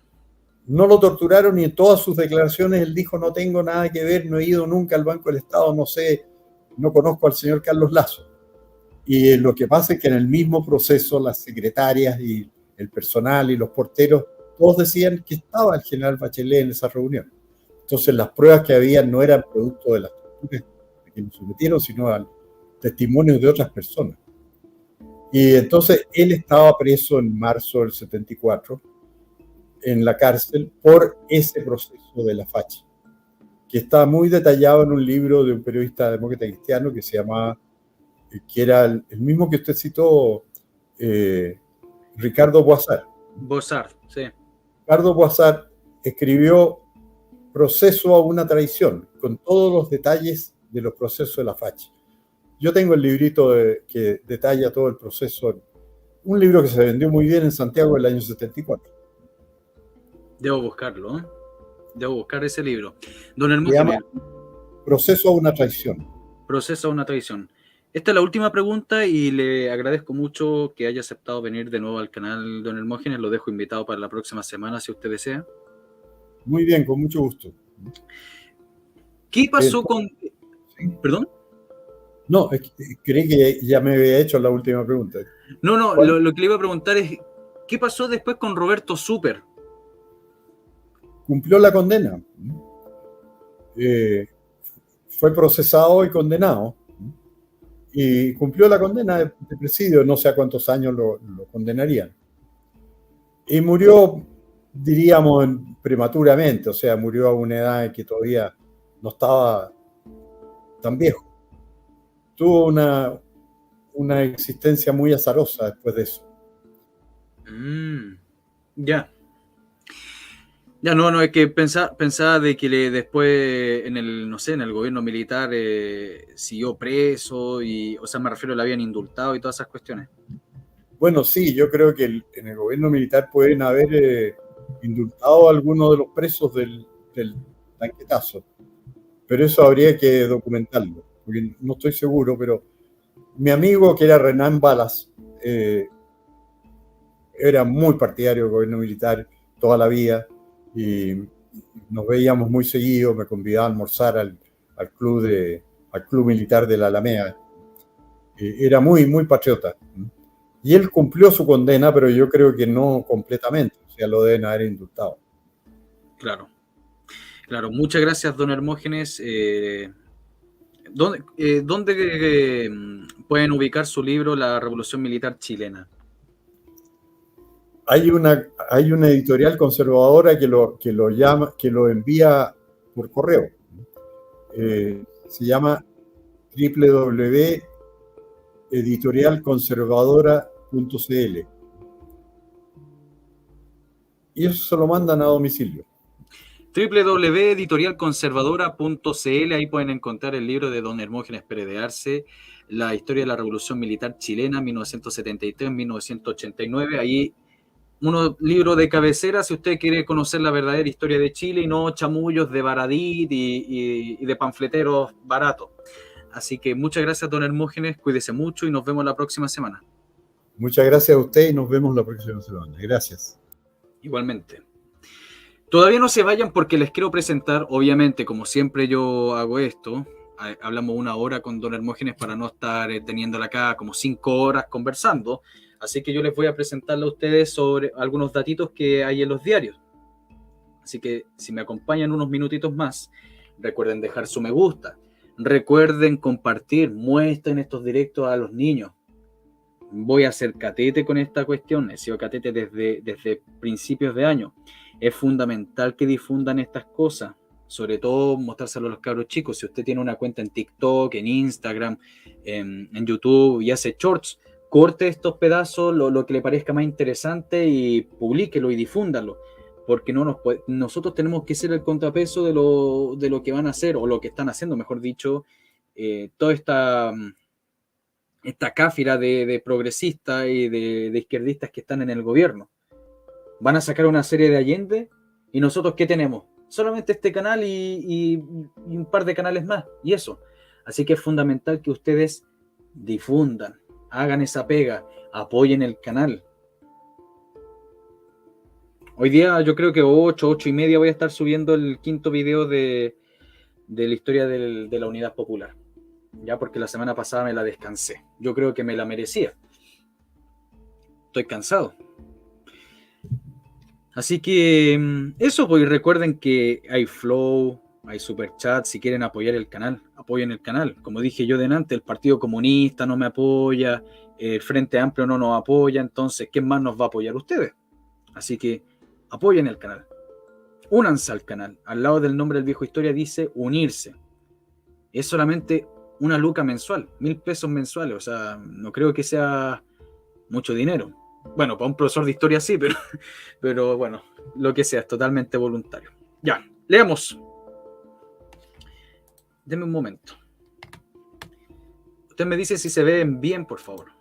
Si se alcanza a ver. Con desconcierto primero, con una expectación fue creciendo rápidamente después en Valparaíso se impuso ayer los acontecimientos militares de Santiago que desembocaron en un ataque de las fuerzas blindadas del regimiento número 2 del Palacio de la Moneda. Los hechos tomaron por total sorpresa a los porteños y a la mayoría de los cuales se encontraba ya en sus hogares de trabajo. Las noticias se propagaron rápidamente por la vía pública y cada momento se fue repitiendo y la escena de ver detenerse los vehículos para transmitirse a sus ocupantes de la novedad, el tanto que otras personas corrían hacia sus hogares y a los colegios a buscar a sus hijos y menores en prevención de lo que pudiera acontecer más tarde. Pasadas las 9:30, toda la fuerza de carabineros apostatada en los distintos sectores de la ciudad fue recogida, incluso la que cumplía servicio en los semáforos y tránsito para que se entregara a los respectivos cuarteles en espera de las órdenes que recibieran desde de la capital. De esta forma la ciudad quedó desprovista de resguardo policial, en tanto el público se encontraba y concentraba en cualquier lugar en que había radio funcionando, para escuchar y seguir en todos esos detalles las primeras formaciones que se entregaban a los hechos. Informaciones, que se ve borroso, así que me cuesta leer. A medida que iba transcurriendo la mañana, muchas noticias fueron no alcanzo a leer eso. Fueron suspendiendo las labores, yo creo, suspendiendo las labores. Patrullaje en las calles. Cerca del mediodía, la Armada dispuso patrullaje de las calles céntricas de la ciudad, las guardias apostatadas en diversos puntos como una manera de resguardar la seguridad pública. Fue así como se observó concentraciones de marinos en la intersección de la avenida Argentina y España, donde incluso tuvieron que disponerse para orientar la mejor circulación de vehículos que entre las 12 y las 12:30 horas fue congestionada. También hubo marinos apostatados en todo el sector circundante a la Plaza Victoria y en los paseos públicos centrales, provocando la atención del público que sin embargo circulaba normalmente por la calle. Los marinos vestían sus uniformes de cuartel con casco, polainas y estaban armados con fusiles y ametralladoras. La misma guardia de seguridad se observó en las inmediaciones de locales de partidos y movimientos políticos. El regimiento Maipo se mantuvo durante todo el día de ayer en absoluta normalidad, pero con sus guardias reforzadas. Solo el despacho a Santiago de 4 camiones con elementos que no fueron definidos, pero que no llevaban personal, captó la atención horas de la tarde. Paralizó el puerto. Todas las actividades del puerto fueron suspendidas al promediar la mañana a medida que se conocían informaciones de los sucesos de Santiago. A mediodía la paralización de actividades marítimas era total, incluso cerraron las oficinas de las compañías navieras. Solo algunos servicios públicos desarrollaron ayer sus actividades en forma casi normal. La mayoría de ellos cesó el funcionamiento alrededor de las 10 horas al conocerse mayores antecedentes de la situación de emergencia.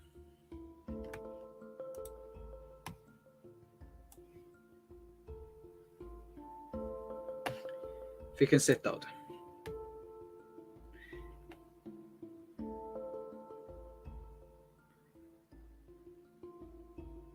No, esta es la misma, es otra toma. Vamos a ver más fotos. Tengo más, por si acaso. Insisto, estas no las van a ver en ni un lado más. Excepto que vayan al ¿cómo se llama esta cuestión? A la biblioteca. Psicosis por retirar dineros de los bancos. Miren, fíjense lo que provocó. Pero esto es lo más importante. Miren lo que opinan, miren lo que opinan. Opinan en las Naciones Unidas. CONATO fortalecerá al gobierno de Allende. Naciones Unidas, el 29 de la Associated Press. La rápida aniquilación del alzamiento militar en pequeña escala ocurrido hoy en Chile fortalecerá al gobierno de izquierdistas del presidente Salvador Allende, presiden diplomáticos sudamericanos. Cito, Allende saldrá más fuerte, comentó uno. Otro cita, la izquierda se unificará. Parece que no funcionó así tan así. Varios observadores comentaron al pueblo chileno y las autoridades del gobierno venían esperando una revuelta. Un chileno que visitó la oficina de la agencia noticiosa para leer los despachos de Santiago manifestó en una llamada telefónica a su país y le dijeron el domingo pasado que una rebelión era inminente. Un delegado, cuando se le informó de los enemigos de Allende, había atacado el Palacio Presidencial solamente con 4 tanques y 6 camiones, hizo este comentario. Ha sido una locura increíble. Otro latinoamericano señaló que en Chile la tradición es contraria a los golpes militares, habiendo ocurrido allí el último en 1895. Un embajador árabe expresó la creencia que pese al fracaso de la rebelión de hoy, Allende continuará teniendo dificultades. Suspenden vuelo a Chile. Todos los vuelos a Santiago de Chile han sido suspendidos por un tiempo determinado. Según se indicó ayer en el Aeropuerto Internacional Jorge Chávez, se indicó a medida que aparentemente obedece a los acontecimientos políticos en Chile. Los pasajeros que estaban por salir hacia Chile esta mañana fueron informados que la suspensión se prolongará hasta nuevo aviso. Un vocero de una compañía aérea manifestó que sus vuelos programados con escala a Santiago han sido cancelados debido a los acontecimientos en Chile y en vista de estar el aeropuerto en dicho paso. Los vuelos se realizarán directamente a Buenos Aires.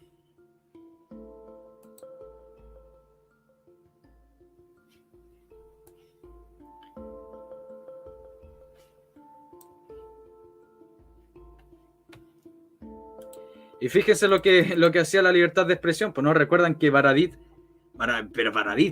decía, no, en el gobierno de Allende se respetaba la libertad de expresión. Allanado edificio del Mercurio. Ahí está su libertad de expresión.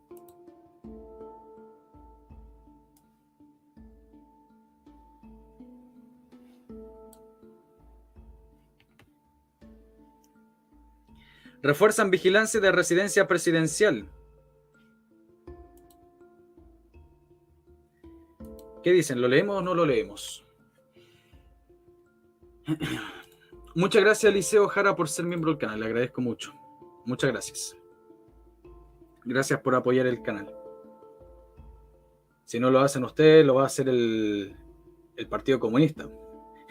Un tipo el otro día me dijo que yo era comunista por estar hablando de Allende y de la Unidad Popular. Así que ya saben, pues si ustedes están acá, ustedes también son comunistas, según ese tipo. Comunistas, po. Claro que sí, Lilian. Allende controlaba el papel por los cuales los diarios no podían circular.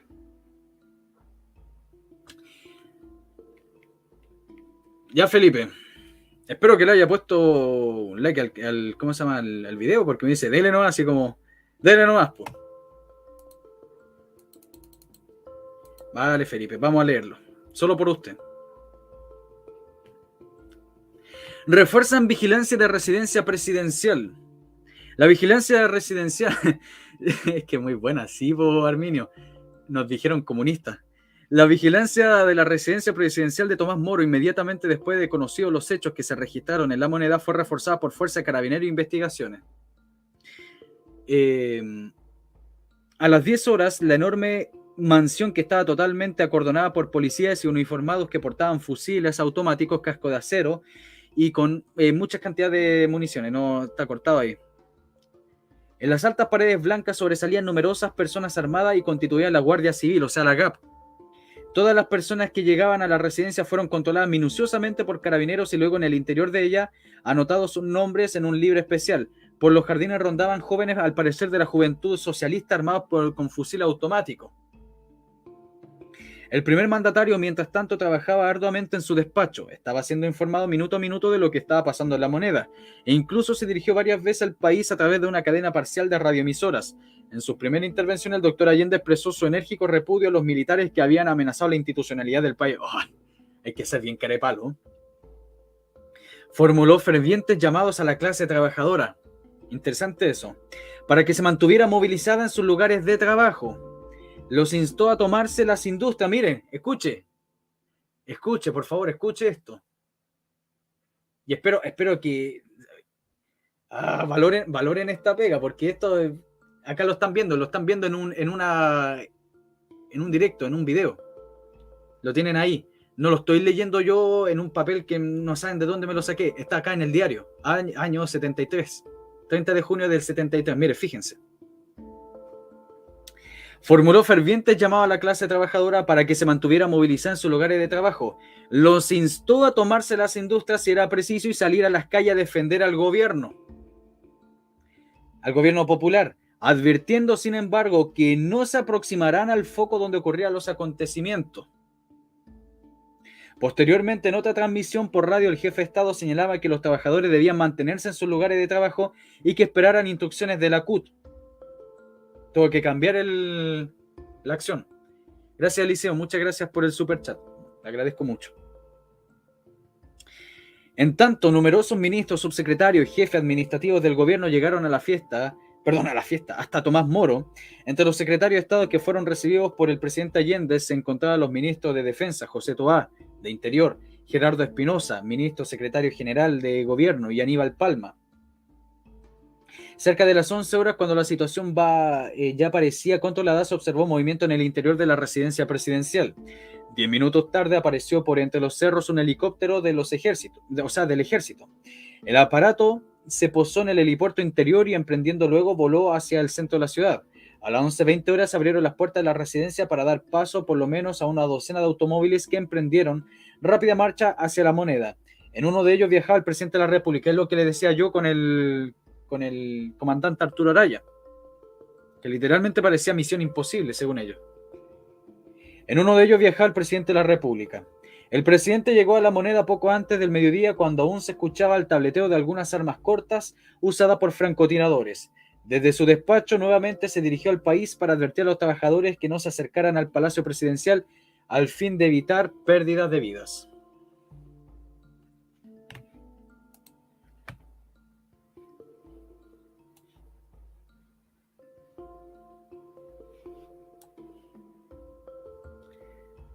Se ve al revés, pero ahí ustedes pueden ver control militar y ahí vemos a los militares, como les decía yo.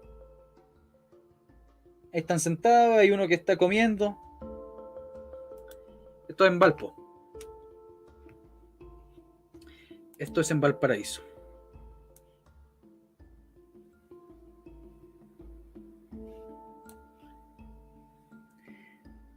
Gobierno solicitó declarar estado sitio en el país. Esto está al revés, pero se los voy a leer yo. Dice: con la presencia de la mayoría de los ministros que integran el gabinete del presidente Allende, la Cámara de Diputados comenzó anoche a estudiar el proyecto ejecutivo que pide a los parlamentarios la declaración de estado de sitio en el territorio nacional. En el curso del día, el presidente de la República envió dos proyectos al Congreso Nacional sobre la declaratoria del estado de sitio. El ministro del Interior, Gerardo Espinosa, dijo a la sala en pleno que los secretarios de Estado habían concurrido para exponer el pensamiento del gobierno respecto a la necesidad de que se adoptaran esta medida en virtud de la grave situación creada en el país. El presidente de la República envió anoche a las 21 horas a la Cámara de Diputados un segundo proyecto de ley para declarar el estado de sitio.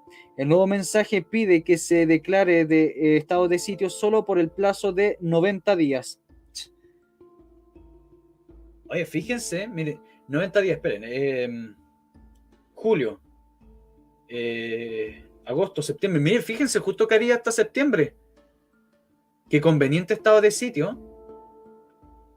No sé si está acá, todavía está acá en el chat el Lobo. Pero fíjense lo que quería Allende, un estado de sitio de 90 días. Y justamente caería en septiembre.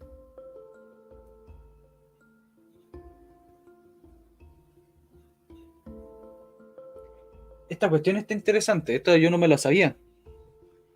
Puede ser una coincidencia o puede que no. Y ahí está ya planificado el general Plan Z. Oh, que está muy grande. Está muy grande esta imagen. Ahí está. La urgencia para el primero de ellos fue calificada simple, con el cual la Cámara tendrá un plazo de un mes para pronunciarse. El segundo mensaje calificó de extrema urgencia, es decir, que debiera ser despachado más tardar el domingo en primer trámite a la Cámara de Diputados. Por 53 votos del Partido Nacional y de la Democracia Cristiana contra 34 de la Unidad Popular, el segundo de los proyectos de este mensaje fue enviado a la Comisión de Constitución, Legislación y Justicia, la cual se reunirá hoy a las 11 horas para su estudio. Después de la clasificación de las urgencias, ingresaron a la sala de ministros de Estado. El titular del Interior, Gerardo Espinosa, informó que había conversado con el presidente de la Cámara, Luis Pareto, quien le hizo notar la preocupación de los parlamentarios de las amplias facultades que pedían en el primero de los proyectos. Dijo Espinosa que encontró atendible las razones de Luis Pareto y que por esa circunstancia el Ejecutivo envió la segunda proyecto de ley, cuya calificación de urgencia fue extrema. El texto del nuevo mensaje que será despachado en las próximas 48 horas es el siguiente. Artículo único. Declárase estado de sitio en todo el territorio nacional de acuerdo con lo establecido en el artículo 72, número 17 de la Constitución Política por el término de 90 días. ¿Se fijan? Por eso yo le digo que interesante que haya sido justamente 90 días.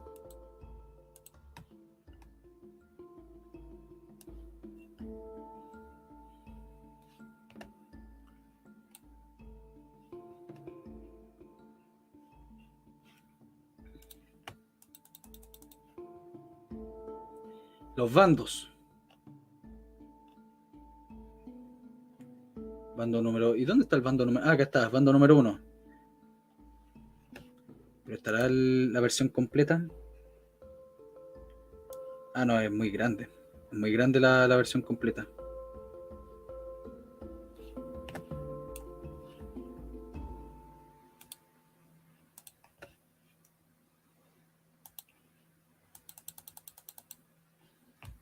En virtud de lo dispuesto por el Supremo Gobierno, a las 10:30 de la tarde, o sea, de hoy, asumida la jefatura de la zona de estado de emergencia de la provincia de Valparaíso y con el cumplimiento del artículo 34 de la ley número 12.927 de seguridad del Estado. Ya manifestación pública, noticia... ya se prohíbe las noticias amarillistas, se prohíbe el porte de armas, el control de tránsito de las personas, las cuestiones de la obras de utilidad pública, obras de arte, plantas, bombas de bencineras, patrullaje de caminos, recomendaciones, etcétera, etcétera. El bando número 2 dice delegación de atribuciones del jefe de zona en estado de emergencia.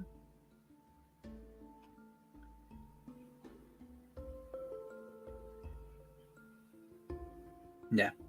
Esto acá en Valparaíso, obviamente.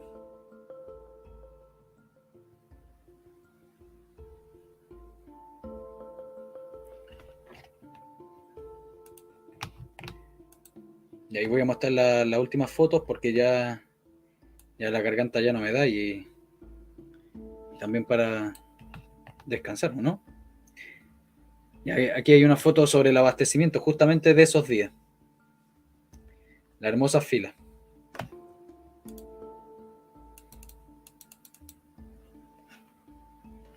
Y esto era una pura esquina, si ustedes se dan cuenta, ahí doblaba.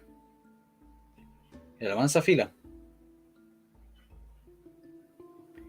Problema de abastecimiento. El abastecimiento de artículos de consumo esencial fue una de las mayores dificultades producidas ayer en Valparaíso como consecuencia de lo ocurrido en la capital. Dueñas de casa se aprecian en la cola que muestra la fotografía y trata de adquirir un pan en un local de calle Esmeralda, esto en Valpo. Ahí para que la aprecien.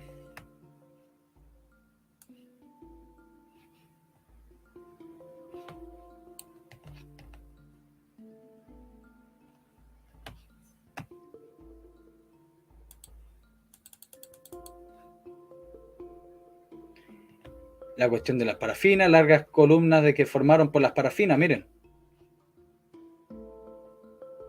Medida de seguridad del Coracero.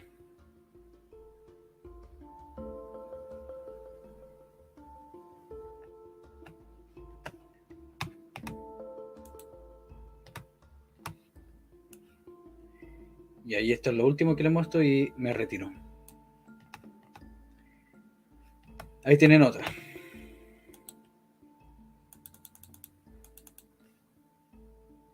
Bata. La compra de zapatos, larga fila que registró ayer frente al establecimiento de calzado en calle Conde del Valparaíso, la notoria alza de precios del calzado. Y para allá también seguía, obviamente, porque no es porque hasta ahí llegaba la fila.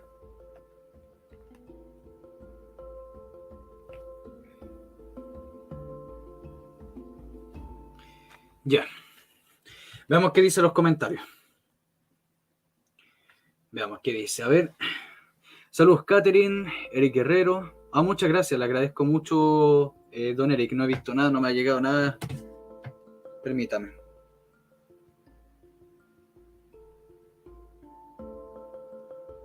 Le agradezco mucho. Este celular no me avisa, no me dice nada. Le agradezco mucho a doña Alejandra, muchas gracias. Y a don Eric, muchas gracias, estimados. Gracias por confiar en el canal y apoyar el canal. Además, quiero comprarme un libro de la Unidad Popular. Si hay unos libros que son más caros que la mugre. Yo no entiendo por qué los ponen tan caros. Se aprovechan de eso en Mercado Libre. Pero muchas gracias, le agradezco mucho. Saludos, Catherine, Josefina, Mary Rose, Mestizo, que dice: ¿cómo se ha podido ocultar tanto la verdad? Malditos políticos izquierda y débiles políticos de derecha. Y también, no lo estoy diciendo por usted, don Eliseo, porque si usted está acá y toda esta gente que está acá y la gente que después va a terminar viendo es porque ven esto y difunden la verdad histórica, pero hay mucha gente, don Eric, que también tiene la culpa de no seguir contando lo que realmente pasó.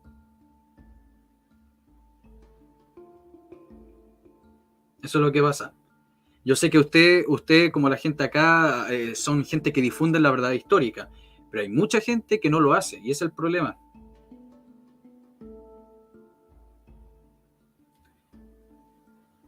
No sé, 3 meses, justamente son 3 meses, 90 días. Justamente calza, fíjense, esto fue el 29 de junio, ¿ya? 29 de junio y justamente calza 29 de junio, julio, agosto, septiembre. Cae casi justo para septiembre. No creo que sea una coincidencia. Este estadio de sitio fue rechazado por el Parlamento y iba a ser satánico. Si en pleno estado de emergencia el año 72 asesinaron al ex oficial del ejército Fernando Carrera, extrañamente. Según Carlos Prats, desobedeció la voz alto, pero era un ex militar imposible, sabe muy bien lo que es alto. Nadie cree esa razón, más encima fue un disparo directo a la cabeza del ex militar.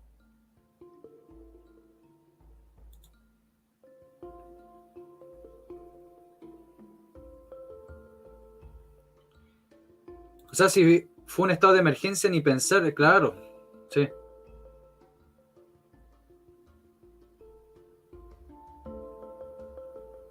Es lo que yo decía, Lilian, se lo mencionaba don Hermógenes, pero don Hermógenes cree que esto fue más bien un levantamiento de cólera. O sea, de gente, de oficiales y suboficiales que estaban enojados y se levantaron nomás.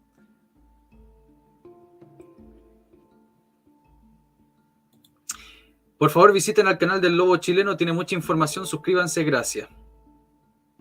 Al canal del Lobo Chileno, por favor, suscríbanse al canal del Lobo Chileno. Acá lo pueden encontrar, Lobo Chileno. Muchas gracias, Emma.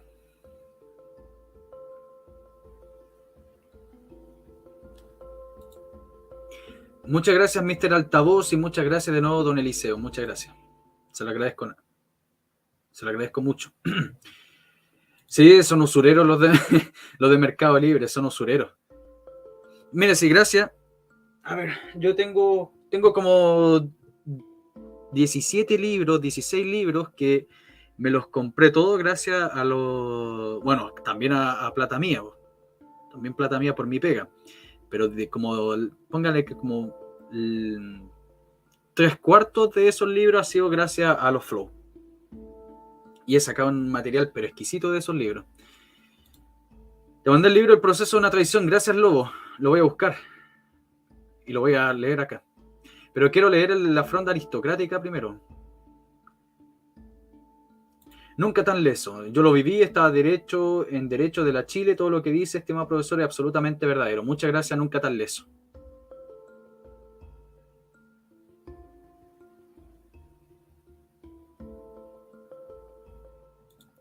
En ese tiempo se jugaba la Copa Libertadores de América. Un amigo dijo, lo único que está sosteniendo toda esta porquería es el fútbol.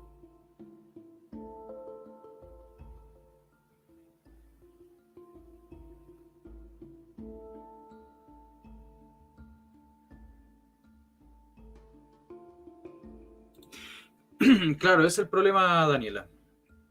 Hay mucha gente que no quería repetir, que quería hacer un borrón y cuenta nueva. Yo pienso que fue un verdadero error.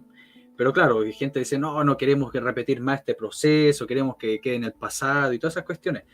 Pero la verdad es que la izquierda no lo pensó de esa forma y ya estamos como estamos.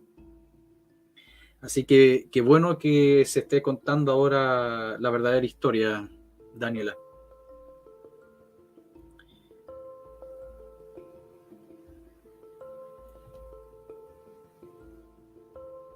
Después yo pienso que la próxima semana o la subsiguiente, es que no sé de qué hablar la próxima semana, pero tenemos que hablar de la JAP. Tenemos que hablar obviamente de la JAP. Quería hablar de la nacionalización del cobre. Después podemos hablar también de Allende y las relaciones internacionales con la Unión Soviética, esa ya la vimos, las relaciones internacionales con Cuba, las relaciones internacionales con Corea del Norte, las relaciones internacionales con China, las relaciones con Alemania Oriental. ¿Ve? Ahí tenemos hartos directos. Me gustaría hablar Allende versus la ITT. Allende versus, ¿qué puede ser? Allende y la ONU. Eso es interesante, Allende y la ONU. ¿Se fijan todos los directos que tenemos para hablar? Miren. Y gracias a esos libros, por eso yo les digo, gracias a esos libros yo tengo todo ese material, porque vayan a encontrar ese material acá en Wikipedia. No. Profe, ¿qué opinas de nacionalistas que les caiga bien Allende? Ese es el problema del nacionalismo extremo, que hay nacionalistas de izquierda y de derecha. O sea, cuando, se lo digo yo porque yo fui nacionalista, ¿ya? No se lo estoy diciendo porque soy otra cosa, yo fui nacionalista. Y usted siempre va a encontrar nacionalistas de izquierda y nacionalistas de derecha. Siempre. El centro político siempre va a cargarse a un lado. Los nacionalistas, aunque nosotros, o bueno, yo me decía, digamos, nosotros somos de derecha y de izquierda, o sea, nosotros no somos de derecha ni de izquierda, eso es falso. Son de derecha y son de izquierda, y por eso vemos que después del pronunciamiento militar, el nacionalismo chileno se iba a partir en dos: los nacionalistas que estaban con Pinochet y los nacionalistas que estaban en contra de Pinochet.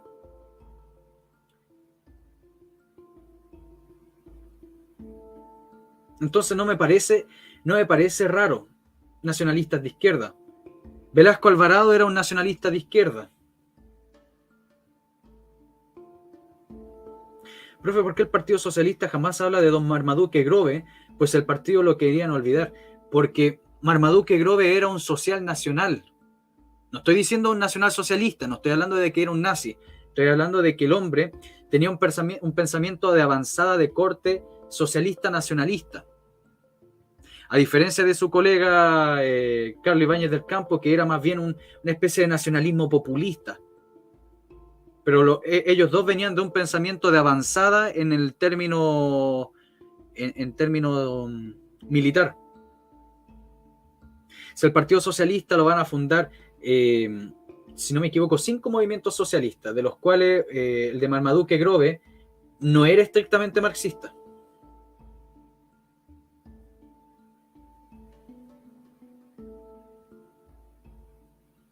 Fíjese vos, claro que sí, un montón de tipos del MSP, y conozco algunos, votaron a prueba. Mientras muchos nacionalistas de otro rubro votaron rechazo al tiro.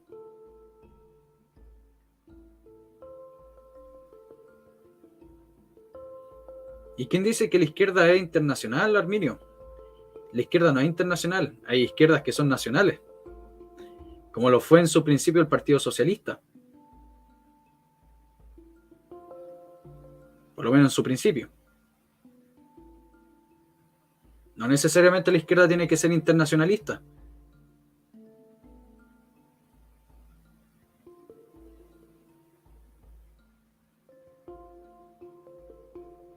Ah, claro, uno en Wikipedia aparecen unos datos, pero sí, pero sería muy rasca, pues, Felipe, que yo hiciese un video de Wikipedia. Pues. ¿Cuál sería el nuevo aporte?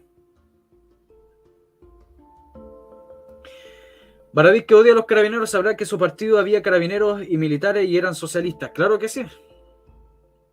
Claro que sí. Habían varios.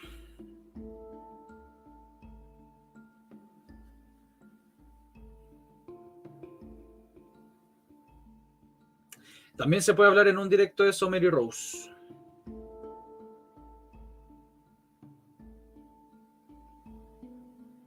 No, don Marmaduke Grove está revolcándose sobre su tumba.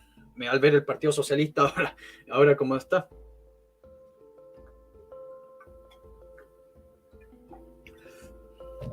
Uno compara el Partido Socialista, siendo que yo no soy socialista para nada, pero si ustedes ven la foto del Partido Socialista en 1933 y después comparan el Partido Socialista de hoy en día, es como...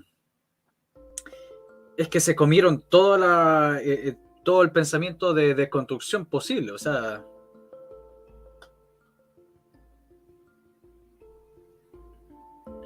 Mi suegro, profesor de historia, tiene 96 años y es muy entretenido escuchar su historia. Él vivió muchas cosas interesantes, trabajó en la Cora en los años 50, hasta estuvo en la caída del muro.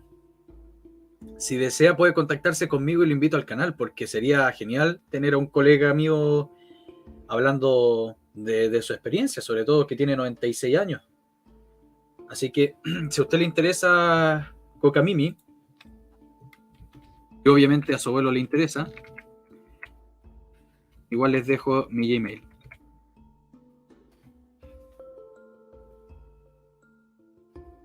Saludos, Williams. Justamente si se perdió el directo, véalo porque vamos a ver también el tanquetazo desde Valpo.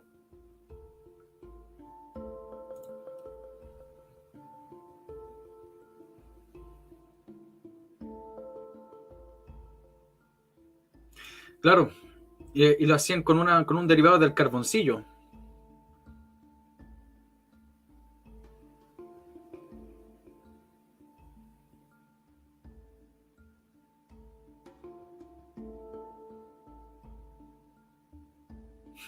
Claro que sí.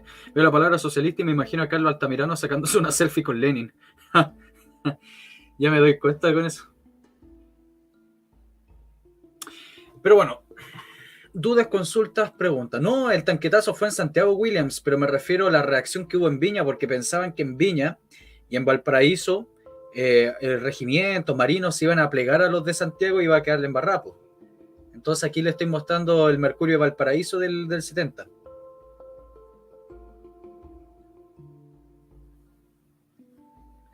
Pero que era un cobarde el nacionalismo extremo. Carlos Altamirano era un cobarde.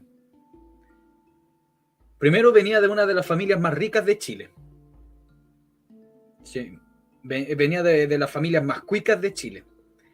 O sea, era como un Boric de la época, con más inteligencia y mejor discurso. ¿Ya? Pero si hay que respetar algo, y aunque acá mucha gente lo deteste, pero hay que respetar algo, es que Allende se quedó. Allende se quedó. Siendo que Allende pensaba cualquier inmundicia, era un degenerado, todo lo que quieran. Pero Allende se quedó, en cambio Carlos Altamirano se escapó vistiéndose de mujer. Po.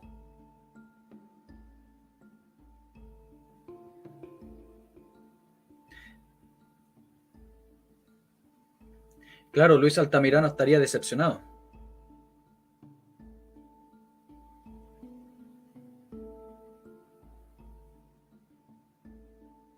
Pregúntele nomás, si no es obligación Cocamimi, totalmente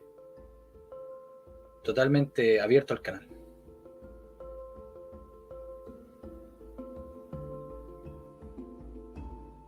Última pregunta, y ahí para irnos a retirarnos. Para retirarnos.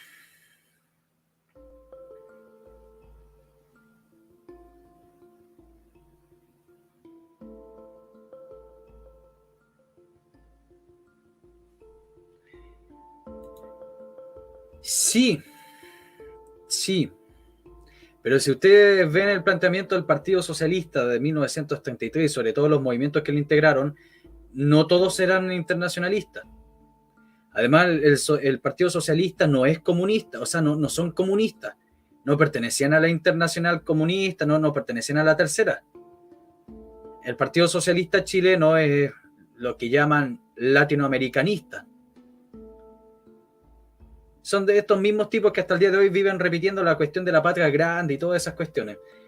Pero las bases, por lo menos en esos primeros años, Lilian, es que era primero social nacional, por lo menos lo que predicaba Marmaduke Grove. Es lo mismo que predicaba la República Socialista de los 100 días. Los 12 días primero que estuvo al frente Grove, ¿ya? Y Puga y toda su gente, era social nacional, y después le haría el golpe de Estado Carlos Dávila, y Carlos Dávila mantendría un ideal medio socialistoide, pero muy, muy bañado con ibañismo, porque Carlos Dávila era ibañista. Y después Carlos Dávila también participaría en el Partido Socialista. O tendría ciertos vínculos. Saludos, Marcelo. Saludos. Carlos Altamirano, la oposición le puso el apodo mayoneso, asociando su idea a los locos mayos. Claro.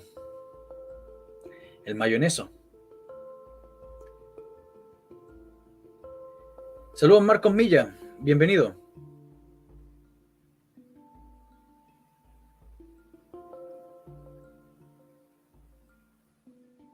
No tengo idea qué es las cacnas.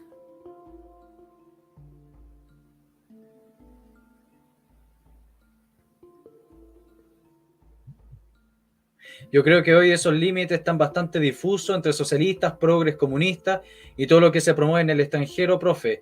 En concreto, ¿cuántos partidos políticos tenemos hoy? Partidos políticos nos sobran, po. Partidos políticos nos sobran. Lo que pasa es que ya está tan diluido la acción de una ideología política concreta a una ideología política líquida. Entonces da igual cuántos partidos políticos hay, siempre va a estar ese tufo liberal progresista de que cada uno puede hacer lo que quiera, si se quiere identificar con un niño gato, se identifique con un niño gato, o que los derechos sociales y todas esas cuestiones lo van a estar viendo en todos los partidos políticos.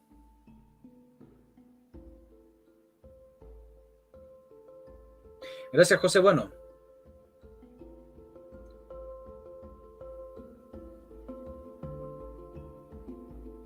Ah, ya, ok. ¿Qué opina de Hermesilla y el Frente Obrero?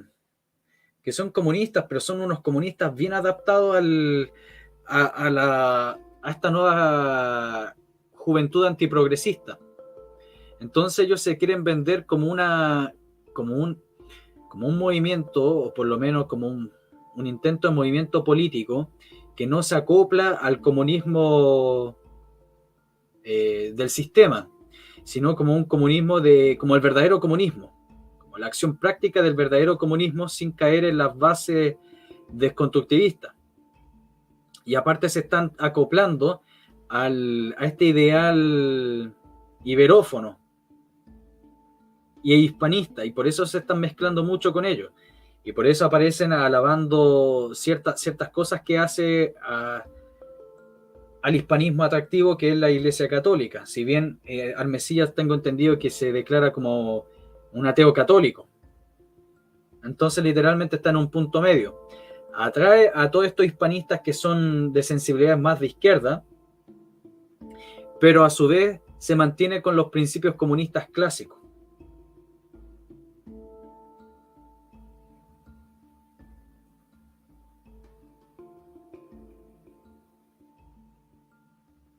Ah, no lo había entendido, Marcelo.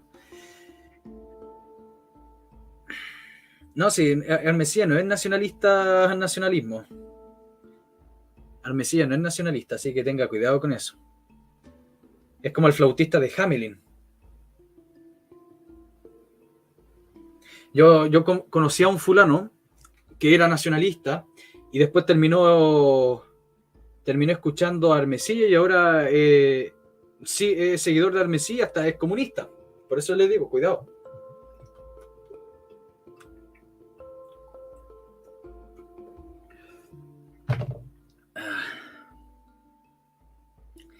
Ah, ya entendí, Marco. Yo decía, ¿qué rayo es las cacnas? Cacnas, me parecía como una palabra indígena. Cacnas.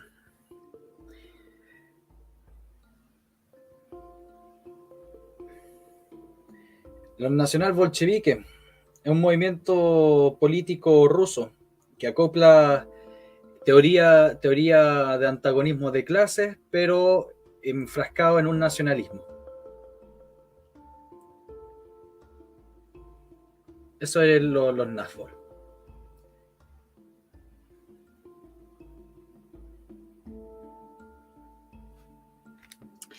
Dudas, consultas, preguntas. Háganlas ahora o callen para siempre, porque ya me quiero ir. Tengo que terminar las últimas partes del video. Tengo que dejar todo listo para publicarlo más adelante. O sea, hoy día.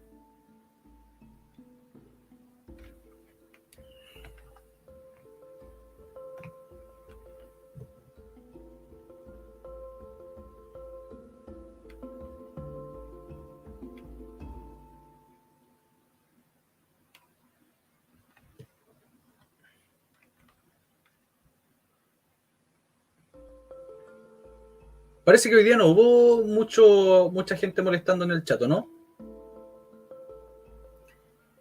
Parece que no tuvieron tanta pega hoy día la Maggie, la PR y Tomasita.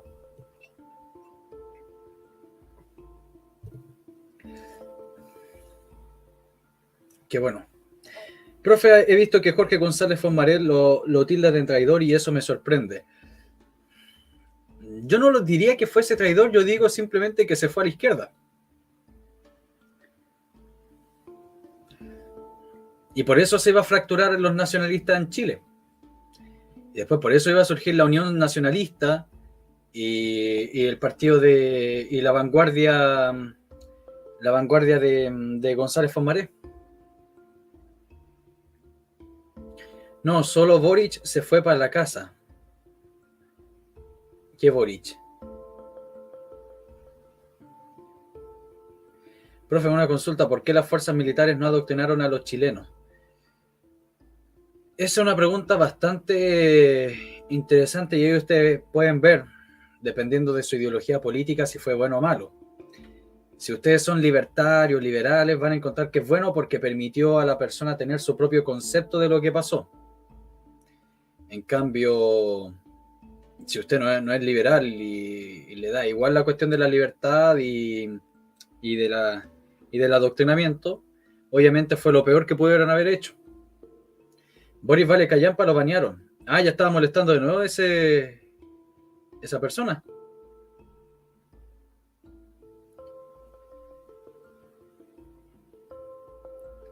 Boris Vale Callampa, y con esto me voy, no sé si hombre o mujer, pero me mandó un correo un día que gracias a mis videos, ¿cómo se llama? Su hijo dejó de ser progre. Me alegro por eso. Ya. Yo me retiro. Cuídense mucho, que les vaya bien. Les agradezco mucho que estén escuchando este directo. Por favor, yo les pido, como siempre, se los suplico, si ustedes valoran mi pega, si ustedes realmente dicen, chuta, este canal vale la pena, sobre todo lo que estamos haciendo, es fundamental que le dejen su me gusta. Es fundamental que vean los videos, o sea, literalmente, y esto ayuda mucho, de que cuando salgan los videos estén prácticamente todos ahí viendo el video, porque mientras más gente esté en el estreno de un video, llega a más personas. Hay que ser militantes con los videos de este canal, sobre todo con los de la UP. Hay un canal que ¿cómo se llama? Si bien no lo escucho mucho, pero de repente veo sus videos, que es el caso de, ¿cómo se llama este cabrón? El Dahmer. Yo veo, ¿cómo se llama? Cuando está en emisión, o sea, en estreno su video, y hay como 300 personas viéndolo. Y después el video termina como con 2000 visitas y después por eso llega harta gente. Entonces nosotros tenemos que hacer lo mismo. No digan, lo voy a ver después, porque después se olvida. Véalo al tiro. Véalo al tiro y después lo difunde al tiro, le pone el me gusta al tiro y todas esas cuestiones. Todas esas cuestiones ayudan. Podemos hacer un gran contrapeso en materia histórica si todos ponemos las pilas. Que mi trabajo valga la pena. Cuídense mucho. Recuerden dejar su me gusta, compartan. Nos vemos el próximo sábado con nueva lectura de La Fronda Aristocrática y con un nuevo directo el domingo con don Hermógenes Pérez de Arce. Hoy día a las 8:30 yo voy a estar subiendo el video de la OP. Y a las 9 de la noche en el canal de Pato Betancur me invitaron para conversar sobre la Unidad Popular. Recuerden que pueden apoyar por Flow, por PayPal, por Patreon y todas esas cuestiones, totalmente voluntario. Pero eso. Muchas gracias, Cocamimi. Le agradezco mucho, Cocamimi. Se lo agradezco en verdad. Todo eso ayuda al canal y me va a permitir comprarme ese mentado libro de los usureros de Mercado Libre, porque los tipos son usureros, en verdad. Cuídense mucho, que Dios los bendiga. Nos vemos para la próxima semana. Chao, chao.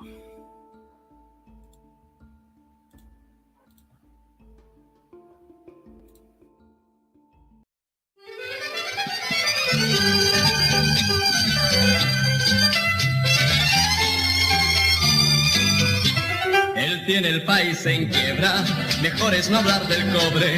La gente cocina piedras y eso que se llama Salvador. La patria se ha puesto rumbo.